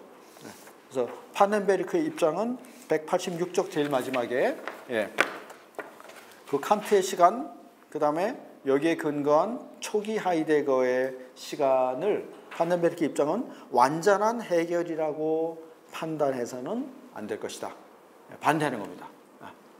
그래서 파넨베르크 역사로서의 계시에서의 그 역사 시간은 칸트의 주관적 시간을 거부하는 겁니다. 그렇지 않다. 그러면 우리 인식의 범주가 아니고 인식을 넘어서는 바깥의 시간을 실제한다는 이쪽으로. 그래서 하나님이 거기에 등장하시게 되죠. 그래서 칸트에 의하면 하나님은 이성의 한계 안에로 협소해서고 그 밖에는 이제 계시가 없는 게 돼버리죠. 이게 근대 철학이 돼버린 거고. 그러나 하늘메리카는 이걸 깨고 나오려고 하는 겁니다.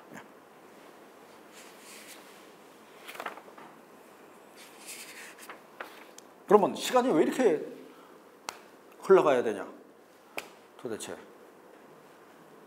그 처음 시작할 때도 이제 그 문제가 나왔는데 처음에 몇 페이지 안 넘어가서 나왔었는데 하나님이 어떤 그 우리가 강아지를 키워서 이렇게 키우려고 하듯이 피조물을 독립적으로 만들어 가려고 원하신다면 시간 안에 펼칠 수밖에 없다. 그런 식으로 펼칠 수밖에 없다라는 거는 필연의 표현이긴 하지만 그래서 우리가 시간 안에 있게 된 거다. 이런 식의 이해입니다. 그 내용이 다시 한번 나옵니다. 어디? 187쪽 아래 보면 시간 안의 순서를 이루면서 이렇게 우리가 존재하는 이유는 독립성을 인문학적으로는 자율성이 되겠죠. 너 스스로의 힘으로 서라라는 하나님이 이걸 갖추게 하려고 지금 우리를 시간 안에 펼쳤다는 겁니다. 그래서 우리는 10대를 지나서 20대가 되고 30대가 되고 60대가 됐는데 에고 인생이 왜 이렇게 괴롭냐? 답을 여기서 찾아야 됩니다. 하나님이 너 스스로 서라라는 어떤 독립적인 피조물 187쪽 거기에 묘사에 하면 유한한 존재가 한번 그 독립성을 획득을 하게 되면 그 다음에는 하나님의 영원에 참여하거나 이제 개성하거나 도달하게 되는 겁니다. 그래서 이 독립성을 획득해가는 과정이 우리의 삶입니다. 삶 중에서 그거를 이제 깨달음이라고도 하고도 어떤 영화 보면 깨달음 같은 게 왔다 그러고 이제 그렇게 표현하는 그거를 뉴에이지 또 거기서는 의식의 확장이라고도 얘기합니다. 그래서 그게 일어났을 때 우리가 행복을 느낍니다. 확장 안 하고 가만히 있으면 인간은 고통을 느낍니다. 갇혀진 것처럼. 그래서 어떻게 해서든지 확장시키려고 확장은 장으로 일어나야 되는데 그래서 SNS에서 이렇게 내가 퍼지기를 하고 권력자들은 더 많은 권력을 얻으려고 하고 이거 사실은 다 도파민 활동을 위한 거죠. 시간의 의미, 생성과 소멸의 과정 중에 그런 일이 일어난다는 겁니다. 자, 오늘의 이제 그래도 한 30분 남았는데 이제 결론 제가 정말 중요하다고 이걸 안 드리면 안 된다고 한 그 대목이 188쪽 그 밑에서 6째 줄 시간의 두 얼굴입니다. 시간의 두 얼굴, 이중 얼굴.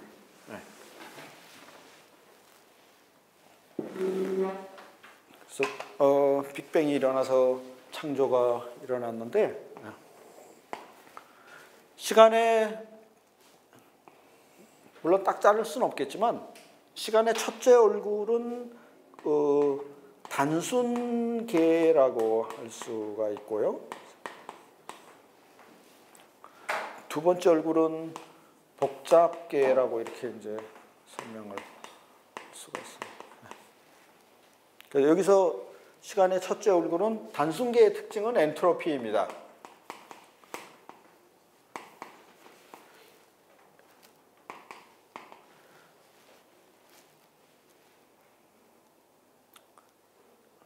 엔트로피라 그러면 또 잘 모르시나요? 무질서의 양. 이거 물리학에서 중요한 것.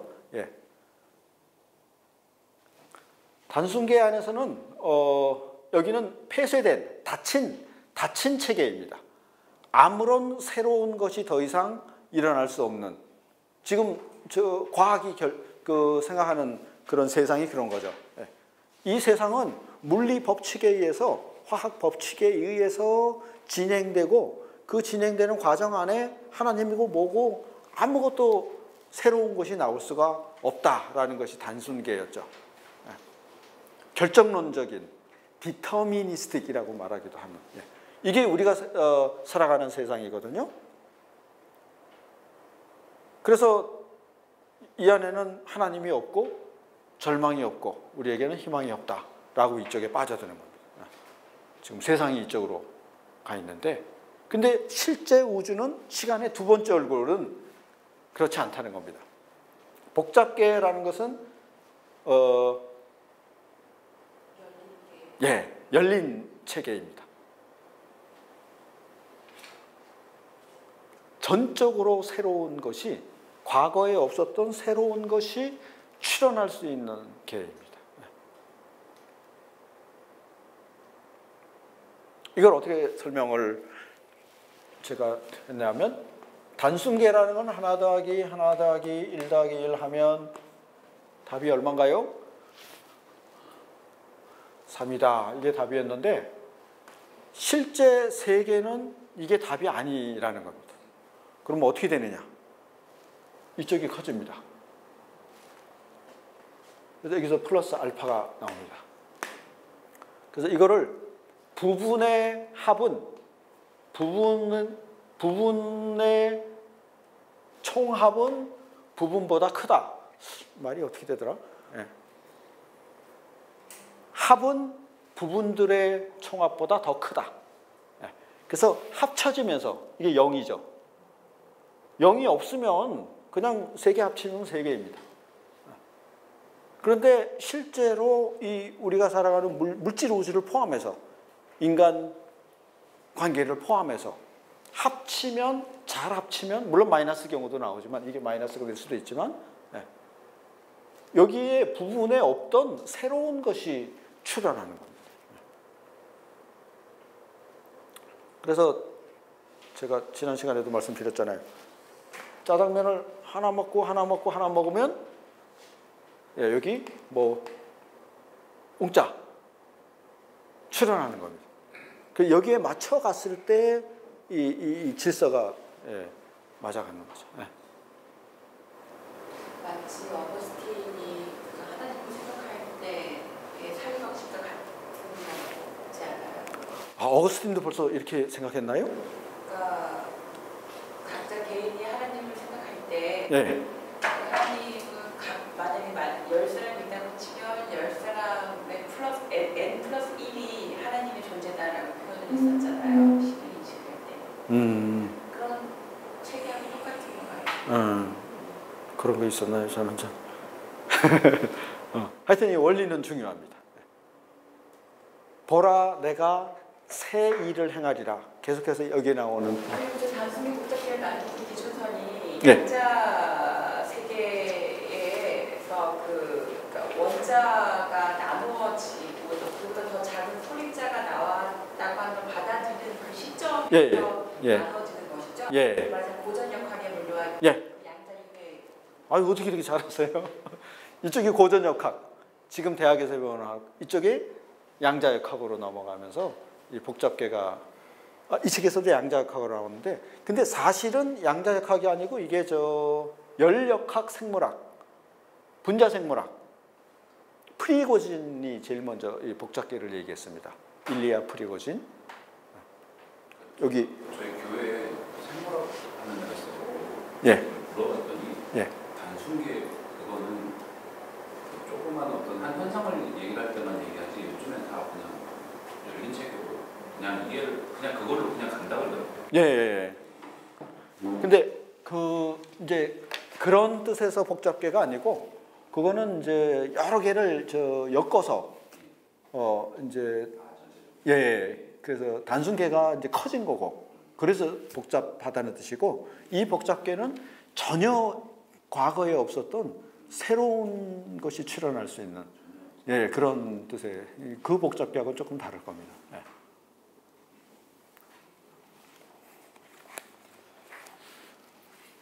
후유. 그래서 이쪽 일단 단순계는 그 189쪽에 나오는 것처럼 엔트로피의 증가라는 연력학 제2법칙. 그래서 이 자연과학은 전체는 여기에 매여 있습니다. 특히 우주로는. 그래서 우주의 운명이 뭐냐, 마지막이 뭐냐. 그러면 연력학적인 종말입니다. 열의 죽음. 다 싸늘하게 식을 것이다. 왜냐하면 뜨거운 거 있고 차가운 거 있는데 마지막에는 다 합쳐져서 중간이 돼버리니까 중간이 돼버리면 움직임이 없어지는 겁니다. 이게 진리라고 믿고 있는 과학자들이 굉장히 많습니다. 그걸 이제 어떤 사상적인 의미에서 단순계라고 할 수도 있겠죠. 예. 여기 251 뭐 이런 그 예. 폴 데이비스는 그 열려 있다고 생각을 했네요, 이미. 그래서 이 엔트로피의 증가를 190쪽에 그 셋째 줄 보면 로마서 8장 20절하고 이렇게 결부를 시켰네요. 신학에도 그런 것이 있다. 어디 있느냐? 피조물이 허무에 굴복하는 것은 하나님의 뜻이다.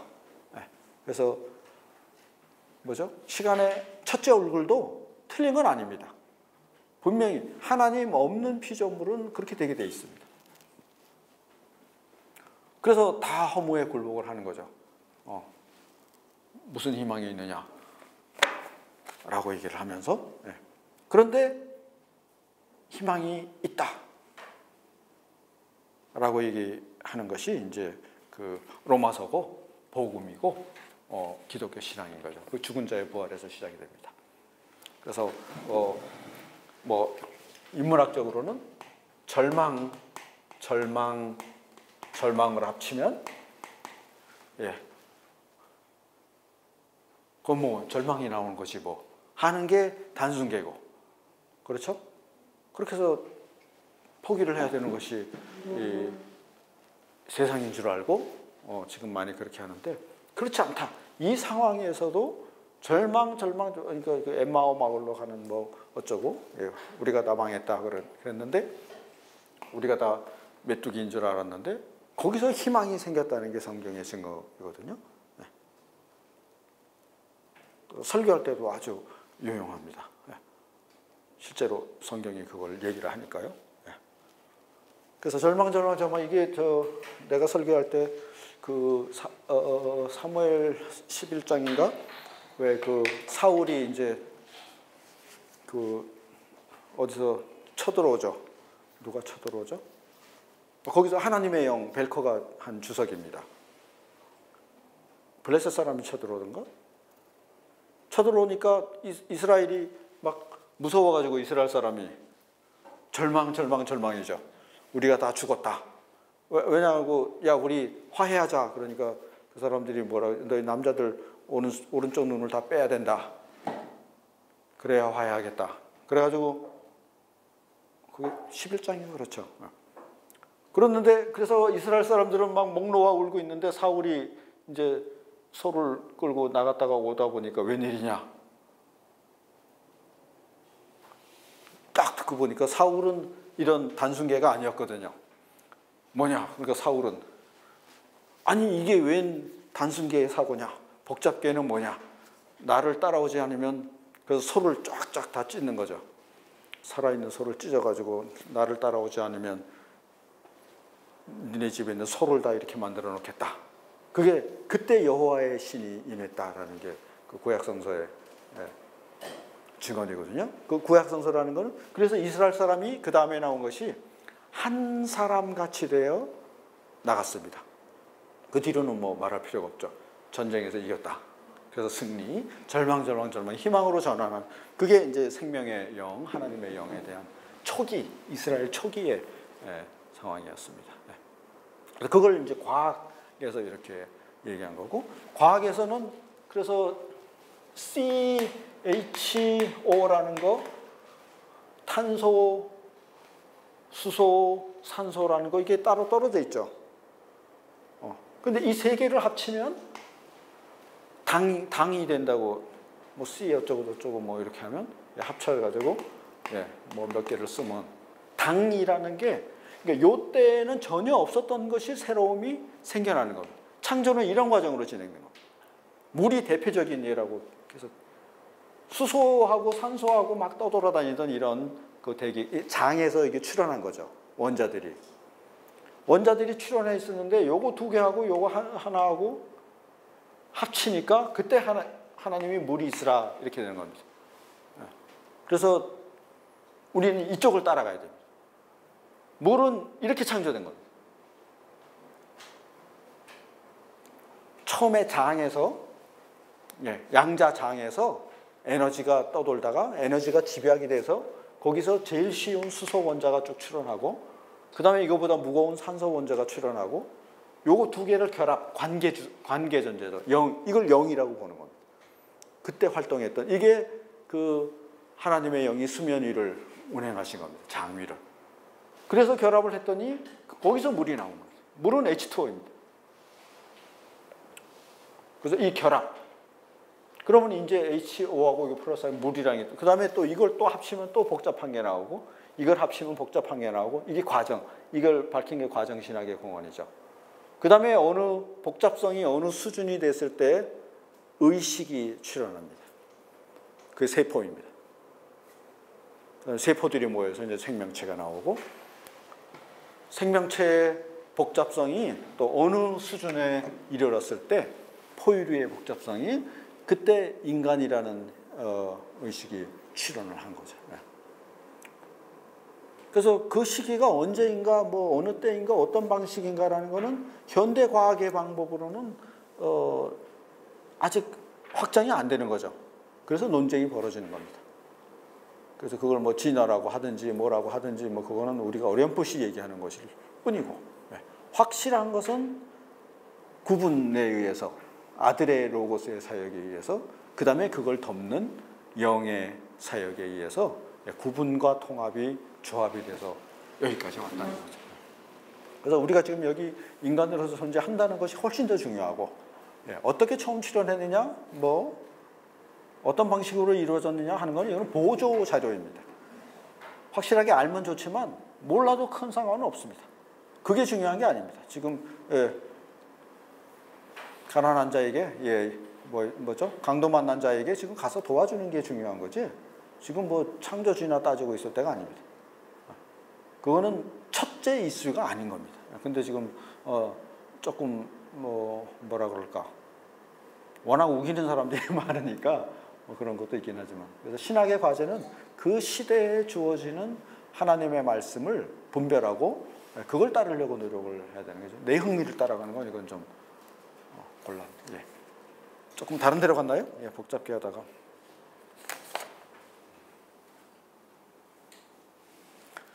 그래서 이 복잡계의 특성은 이거 배우셔야 됩니다. 193쪽.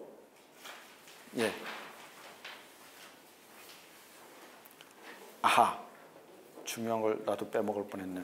192쪽에서 복잡계라는 게 바로 예수의 선포가 그랬다는 겁니다. 이 세상의 권세자들의 통치, 단순계죠. 돈과 정치 권력과 로마 법과 유대인의 종교가 지배하는 그 권력 안에 새로운 것이 다가오고 있다. 하나님 나라가 여기 왔다라는 이게 바로 저 원천입니다. 자연과학을 떠나서 무슨 딴 걸 떠나서 그러니까 이게 192쪽에서 판네메르크는 여기에 모든 생명의 창조적 근원 부활로부터의 생명 여기다가 기초를 시켰습니다. 죽은 자의 부활이라는 것은 인류가 전혀 알지 못하던 새로운 사건이 일어난 거거든요. 그래서 이걸 단순계 사고에 잡혀있는 사람들의 눈에는 믿을 수가 없는 거죠. 베드로도 그랬고 누구도 그랬고 아무도 믿을 수 없었는데 실제로 일어났습니다. 근데 그 사건이 이 복잡계 사고의 근원입니다. 그러니까 이게 이제 판네메르크의 계시론이죠. 역사로서의 계시했을 때 역사의 종말이 여기서 먼저 죽은 자의 부활에서 선취됐다는 겁니다.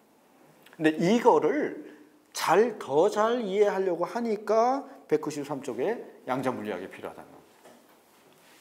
근데 이제 자칫 잘못해서 우리가 양자 물리학, 뭐 양자 물리학을 우상 숭배해서 이렇게 들어가면 곤란한 신학이 기울어집니다.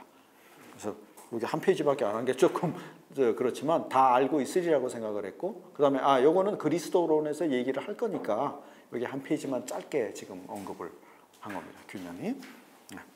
그래서 양자 물리학에서는 그걸 어떻게 이해하고 있냐 하면 193쪽에서 작은 글자로 넘어가면 미래가 가능성의 나라, 포텐셜, 우리 잠재력의 나라로서 지금 현재 사실성의 나라, 이거는 단순계죠.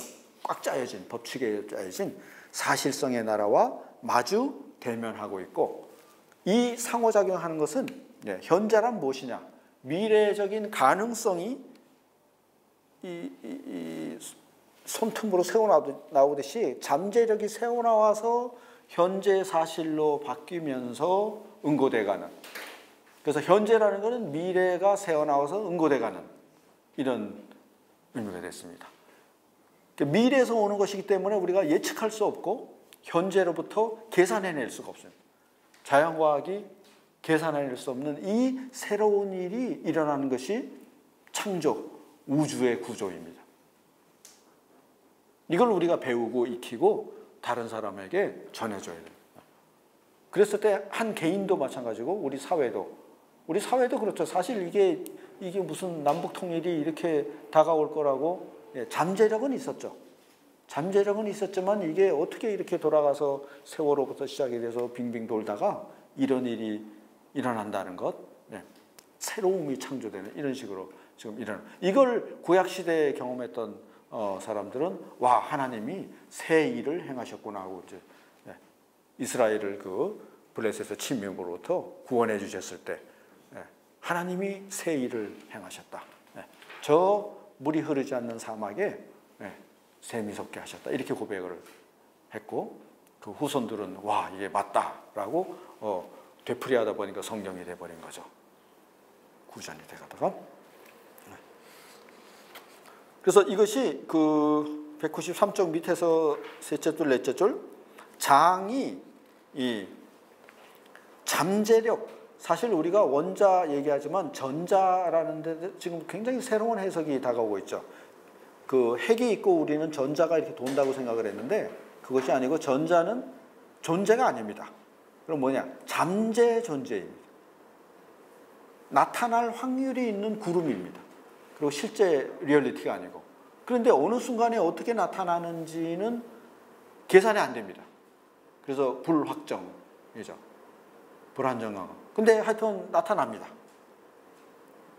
그러니까 잠재력이 존재로 나타나는. 그래서 입자의 출현을 가능하게 하는. 그래서 어디서 어떻게 나타날지는 계산이 안 되지만 확률적으로 여기 나타날 확률이 90%다. 이건 된다는 거죠. 여기 나타날 확률은 0.1%다. 이렇게. 그게 이제 양자 물리학이죠. 그래서 정말로 우리가 생각하는 인문학적인 이런 미래가 아니고 양자 물리학에서는 그 나타날 수 있는 미래 잠재력이 물리적인 잠재력이고 이것이 물질로 나타나고 있고, 그래서 그 양자 물리학의 우주 이해하고 맞아 들어가고 있는 겁니다. 이것이 시간의 두 번째 얼굴입니다. 시간의 첫 번째 얼굴에서는 이런 게 없었죠. 그건 아인슈타인의 고전역학 결정론이었습니다. 여기는 다 결정이 되어 있어서 계산된 대로 진행이 되는 게 과학이었는데, 지금은 과학 자체가 새로움의 출현, 예측할 수 없는 새로움의 출현을 계산하고 있다는 겁니다. 그것을 미래의 도래, 이렇게. 그래서 194쪽에 그 설명이 쭉.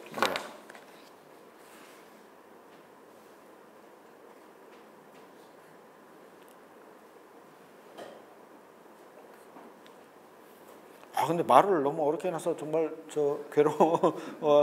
일단 그 194쪽 밑에서 셋째 보면 닫힌 결정계라는 한계 상황의 경우, 요걸 이제 제가 단순계라고 얘기했던 그겁니다. 닫힌 결정론적인 단순계라는 그 한계 상황의 경우에는 시간은 우리가 아는 것처럼 현재에서 미래로 계속 끊임없이 흘러가는 의미 없는 그런 진행입니다. 그러나 이 근본 맥락의 역전이 뭐냐면 복잡계입니다. 여기서는 시간이 미래로부터 돌입해서 현재로 나옵니다. 그래서 전적으로 새로운 것이 일어날 수 있습니다. 안 일어날 수도 있지만. 그러니까 20대를 살아간다는 것은 얼마나 큰 축복입니까? 앞으로 얼마나 많은 새로운 일이 일어날 것이고, 물론 고통스러운 일도 있겠지만, 새로운 것이 항상 좋은 것만 있는 건 아니지만, 그러나 그 새로움을 겪으면서 독립성을 이루어가는 겁니다. 피조물의 독립성을. 그래서 이 조직신학은 그러니까 이걸 강조하고 나선 게 몰트만의 희망의 신앙이었죠. 근데 몰트만의 희망은 이렇게 양자 물리학 이쪽으로 가지 않고 어떤 정치적 해방 쪽을 많이 추구를 했습니다. 물론 그 60년대로서는 많이 필요한 일이었죠. 그때 정치 개혁이 우리도 지금 그렇고. 근데 그것만 희망이 아니고 우리 일상에서도 뭐 소소한 일상 말을 많이 하지만 일상 소소하지 않습니다. 난 그 댓글 달라 그러다가 또 야단 맞을까 봐 못 다는데 일상 어마어마하게 신박합니다. 하나님의 영이 침투할 수 있고 이 우주적으로 새로운 일이 일어날 수 있는 것이 일상의 공간이고 장입니다. 소소하다고 그렇게 소시민적으로 좁혀가고 그러는 거는 기독교 신앙에 맞지 않습니다. 아닌가요? 여러분, 그 대목이 이제 이거. 그래서 195쪽 가 보면 셋째 줄 역전된 시간 방향 속에서 나타나는 사건 구성. 이것이 아까 이제 그 시간의 상대성에서 이미 이제 얘기를 했었고, 근데 그 정도의 상대성이 아니고 미래라는 하나님 나라를 그 미래의 잠재력으로 본 거죠. 하나님의 통치가 다가오면서 예수 안에서 새로운 사건이 그거는 안전자가 일어나고 소경이 눈을 뜨고 이렇게 세례 요한한테 가르쳐줬죠. 이렇게 새로운 일이 일어나고 있다. 근데 아인슈타인이 마지막 고대인이었고 세례 요한은 마지막 고대 예언자, 구약의 예언자였죠. 그래서 그 점에서 세례 요한은 닫혀 있었던 겁니다. 다른 일을 또 기다려야 되느냐. 이 새로움의 출현이라는 이 패러다임을 몰랐다. 이렇게 평가할 수도 있죠. 95쪽 큰 글자 보면 각각의 현재의 순간에, 이것이 우리의 소소한 일상입니다. 각각의 이 현재적 순간에 미시 사건들이 출현. 미시 사건 그러면 이제 양자 물리학의 이제 현재겠죠. 그것이 미래의 현시다. 양자 물리학은 뭐 어떻게 들여다보는지 모르겠는데 하여튼 아득한 작은 세계를 나노의 세계보다 더 작은 세계를 들여다보고 있으면 장으로부터 갑자기 출현하는 거죠. 전자가 출현하고 파동으로부터 입자가 출현을 하고 그 다음에 출현해서 또 사라지고 하는 그 양자의 법을 들끓는 것이 우리 존재의 근원이죠. 거기가 혼돈의 바다입니다. 거기서 하나님의 영이 지금도 운행하신다고 볼 수 있습니다. 질서가 출현하는 거죠. 로고스가. 질서가 출현해서 장으로부터 분리된 그 입자라는 물질이 출현하고 그 입자가 자연 법칙에 의해서 결합이 되면서 창조 세계를 형성하고 그다음에 그 결합이 정교해져서 오늘 인간의 최종 목표인 인간에까지 이르렀다. 그래서 여기서는 이제 이렇게 보면 그 195쪽 중간에 이거는 양자 물리학의 측정 결과 객관적인 인식론적인 통계적인 해석의 대안을 넘어서는 해석이다. 우리의 복잡계는. 여기서 인식론적인을 따진 것은 칸트를 겨냥한 것 같습니다. 아까 공간도 뭐 이렇게 들어가고 시간도 이렇게 들어가 버렸는데 지금 양자 물리학에서 이 시간은 칸트로 되질 않습니다. 그래서 칸트는 고전 인식론의 마지막 계몽주의 인식론의 마지막이었고, 네. 그다음에 이걸 끌고 들어가는 하이데거라든지 볼트만이라든지도 여기서 다 넘어집니다. 양자 물리학으로는 통하지가 않는 겁니다. 그런 세계는. 뭐 약간 비슷한 진짜 유비 추론으로는 갈 수 있어도 뭐. 그래서 밑에서 보면 사실은 뭐 미래 사건의 가능의 장은 힘의 장으로 특수한 시간 구조를 가진 장으로 이해될 수 있다. 그 다음에 이 새로움의 출현이라는 것이 이 196쪽에 가면, 여기 또 데이빗 봄에 한 번 더 나왔는데 뛰어넘었네요. 그냥 196쪽에 그 둘, 넷, 여섯, 일곱째 줄을 보면 열역학적인 요동의 출현. 이 표현이 그 일리아 프리고진의 그 각주가 안 나왔나? 어디서 나오는데? 이게 그 프리고진의 복잡계에 나오는 그 그대로 그 요동이라고 번역을 했더라고요. 그 책에서. 그래서 이 요동과 증폭이라는 것이 있는데, 옛날 왜 우리 그 마이크, 나쁜 마이크를 쓸 때는 갑자기 가다가 삑 하는 소리가 나잖아요. 그럼 지금도 교회에서 쓰는 마이크 안 그런가요? 그거 왜 그런가요? 싼 거라서? 그래서 소리가 이 전류로 변환되는 과정에서, 거기서 내가 읽은 바로는 그 원자 하나가 알갱이가 튀어나오는 겁니다. 장에서, 공간에서. 갑자기 장으로 있던 게 에너지를, 그래서 그걸 이제 요동이라고 그럽니다. 그놈이 요동을 일으키면 여기서 나비 효과가 나옵니다. 요 원자의 움직임이 증폭을 일으켜가지고 수십 배, 수백 배 증폭을 일으키면서 뺑 하는 이 잡음으로 올라가는 거예요. 이거는 자연 현상입니다. 원래 그렇게 돼야 되는 겁니다. 그런데 요새 이제 기술이 발전해가지고 그놈이 나타나기만 하면 잡아가지고 다 죽여버리는 게 이게 아주 값비싼 이제 스피커, 값비싼 마이크가 된 거죠. 교회에서는 비싼 걸 선호하죠. 삑 안 하니까.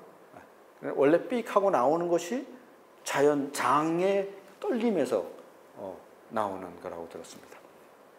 나비 효과는 또 뭐 저 태풍 거기서 이제 많이 나오죠. 나비의 작은 그 날개 요동이 이게 여기서 나온 겁니다. 열역학적인 요동에서. 그 요동이 기하급수적으로 이걸 포지티브, 네거티브라 뭐 피드백이라 그런가요? 그래서 원래 이게 온도가 에어컨이 온도가 내려가면 켜지고 올라가면 꺼지고 네거티브죠. 근데 이게 고장이 났습니다. 온도가 올라갔는데 스위치가 켜졌습니다. 어떻게 되는 거죠? 폭발하는 겁니다. 내려갔는데 꺼졌습니다. 그래서 얼어 죽는 겁니다. 그러니까 비행기 같은 것이 이게 네거티브 피드백입니다. 날개가 요 한계 내에 있을 때는 이쪽으로 기울어지면 이렇게 바로 잡으라고 이렇게 날개가 움직이고, 이쪽으로 기울어지면 이렇게, 그래서 비행기가 가는 거죠. 근데 이게 어느 정도 요동이 심해져서 이렇게 돼버리면 이게 증폭 현상이 되는 겁니다. 이렇게 됐는데 이쪽으로 더 가서 이제 회전이 일어나서 빙빙 돌면서 이제 비극이 일어나는 거죠. 그래서 그 열역학인 그래프를 이 요동하다가 여기를 뭐 람다라 그러던가 뭐 그래가지고 이걸 뭐라 그러는데 한계점, 임계점에 도달했을 때는 여기서 이렇게 바이퍼케이션 그래가지고 가지치기 그래프가 나옵니다. 그래서 증폭으로 올라가든지 아예 내려가 버리든지 이렇게. 그러니까 더 이상 이게 유지가 안 된다는 겁니다.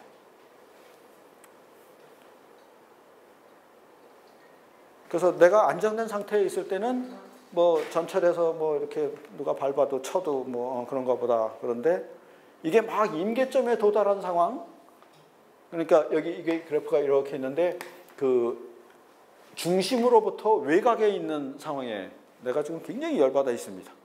근데 전철에서 누가 쳤습니다.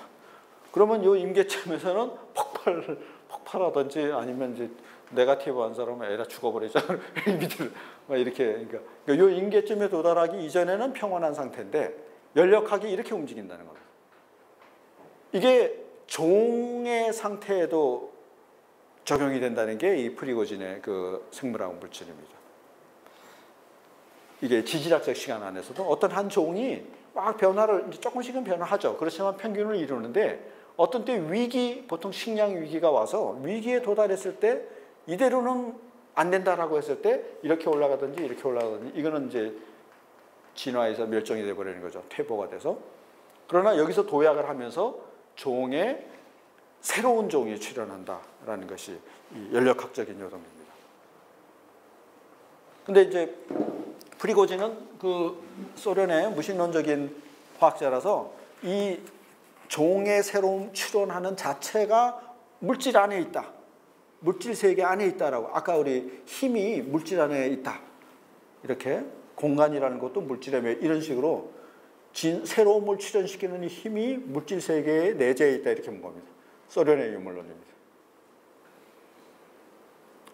근데 하나님이 이렇게 출현하도록 만드셨다라고 이제 거꾸로 해석을 하면 성수하고 맞아 들어가는 겁니다. 그래서 계속적 창조. 그때 하나님이 개입하셨다라고도 말할 수 있고, 아까 사울의 경우, 사울이 소를 몰고 오는데 임계점에 도달한 거죠. 그래가지고 사울이 화가 났습니다. 소를 쫙 찢은 거죠.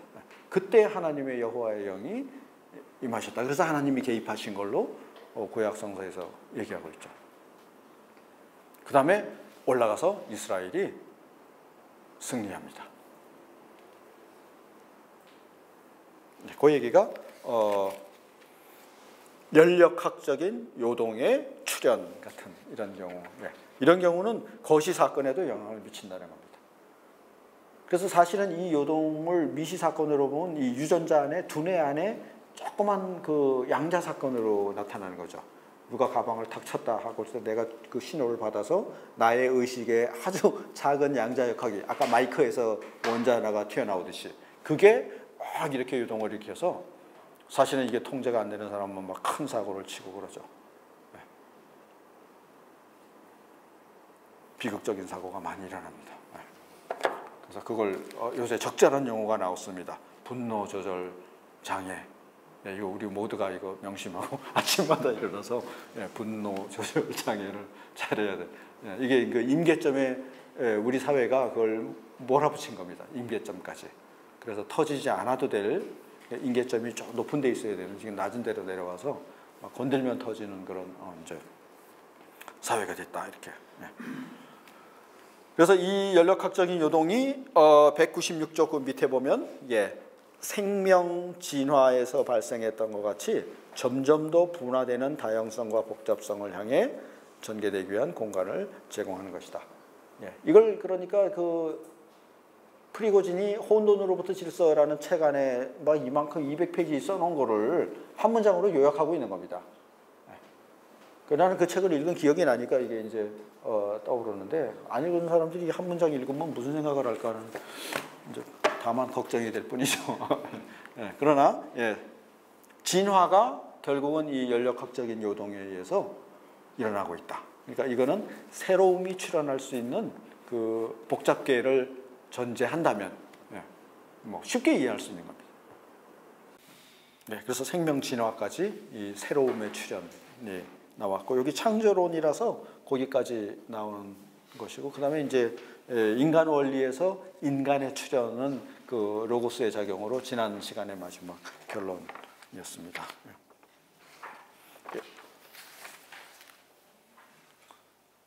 30분이 됐네.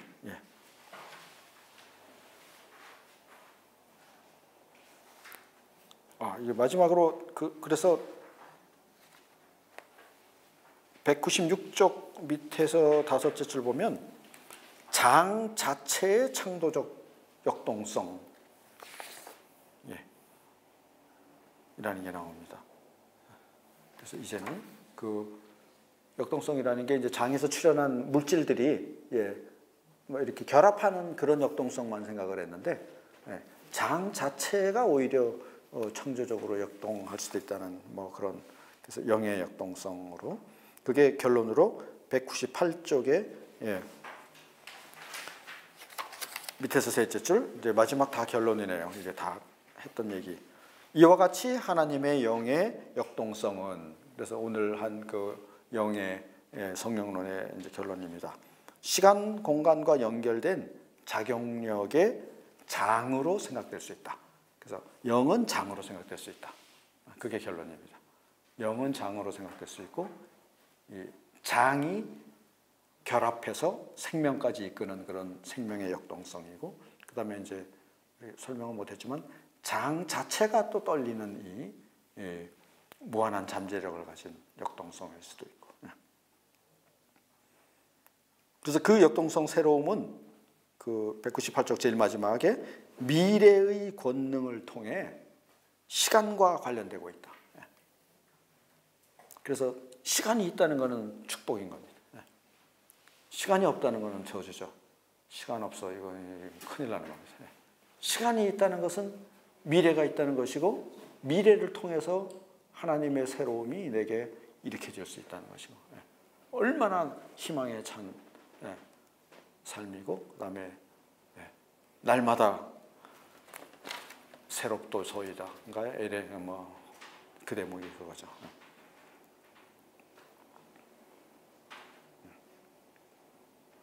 그래서 영 자체의 활동은 미래의 피조물로 만난다. 그래서 장의 역동성은 이제 99쪽부터 이제 천사론하고 이제 연결이 됩니다. 장 자체가 떨리면서 물질이 출현하는 것이 아니고 그 천사가 출현하는 것. 장의 힘으로서. 그게 이제 천사론하고 연결되려고 여기까지 했습니다. 와. 너무 복잡했나요? 오늘은 축구가 없으니까 조금. 그래서 오늘 한 거는 시간의 두 얼굴 중에서 시간의 첫 얼굴은 단순계. 이게 온 세상입니다. 온 세상은 단순계, 결정론적인 결정계에 빠져 있어서 계산. 그래서 여기서는 힘이라는 게 힘을 쓸 수 있는 게 돈하고 권력입니다. 왜냐하면 그건 확실하죠. 있으면 적용이 된다. 그 대신에 새로움이라는 것은 출현할 수가 없습니다. 그러니까 진화라는 건 있을 수 없다라는 것도 어쩌면 이 사고에서 거꾸로 역으로 잘못된 생각을 하고 있는 거죠. 해 아래 새로운 게 뭐가 있느냐? 헛되고 헛되다. 그 다음에 또 로마서 8장 20절 모든 피조물이 허무에 굴복하는 거. 다 이쪽인데 그런데 새롭게 발전한 과학을 보니까 우주가 이렇게 생겼다는, 우리의 일상이 이렇게 생겼고, 이거의 특징은 부분 합친 것보다 새로움 플러스 알파라는 게 이 새로움이라는 것이 끊임없이 출현하더라. 양자 세계에서 새로움이 출현하고, 생명 세계에서 진화로 새로운 종이 출현하고, 우리 일상에서도 어제는 몰랐던 놀라운 일이 일어나고, 우리 국가적으로도 뭐 이스라엘 역사의 고백처럼 그런 일이 일어나고, 우주도 요한계시록이 그걸 말하는 거죠. 하늘이 두루마리처럼 가고 새로운 하늘하고 새로운 땅이 출현할 것이다. 새로움의 출현입니다. 그걸 하나님 나라는 자꾸 땅에 이루어진다 그러고 막 우기고 막 이런 사람들 참 나는 맴매해야 되는데 아닙니다. 하나님 나라 땅에서 이루어지는 게 아닙니다. 새 하늘하고 새 땅이 새로움이 출현한다는 겁니다. 인간도 새로움, 우리가 이 썩을 몸이 썩지 않음을 더 입는다 그랬어요. 물질이 참 새로워진다. 물질의 새로움은 그 폴 킹혼도 얘기한 겁니다. 지금 우리가 이 양성자하고 중성자하고 결합하는 방식이 이게 무슨 절대적인 게 아닙니다. 다른 방식으로 결합해서 다른 법칙이 작용하면 다른 물질이 될 수도 있고, 그건 우리가 아는 물질이 아닌 다른 종류의 물질인 거죠. 그러니까 성경이 그걸 얘기를 하고 있고, 예수의 계시 사건은 종말의 사건으로서 그걸 얘기하는 겁니다. 그러니까 우리가 아는 요 물질을 절대화하려는 그 유물론적인 사고가 알게 모르게 기독교 안에 침투해 있고, 이 기독교 신앙 안에도 침투해 있습니다. 그래서 대체로 실천적 무신론자라는 걸 제가 많이 얘기했는데, 실제로는 희망을 얘기하면서 아무 희망이 없는 이 단순계 안의 삶의 패턴, 한국 교회가 그렇게 돼버린 거죠. 돈과 정치의 힘만으로 지배하는 걸 만들어 놓고 새로움이 출현할 수 있는 모든 가능성을 차단시켜 버렸습니다. 네. 그래서 뭐 이제 비판할 수 있는 계기도 찾을 수 있고. 마지막 시간의 두 번째 얼굴. 시간의 두 번째 얼굴은 새로움이 출현할 수 있는 복잡계의 시간. 부분의 합 이상. 희망이 출현할 수 있는 새로움의 시간. 그 내용이 여기 있는데 자세히 못 읽었지만 숙제.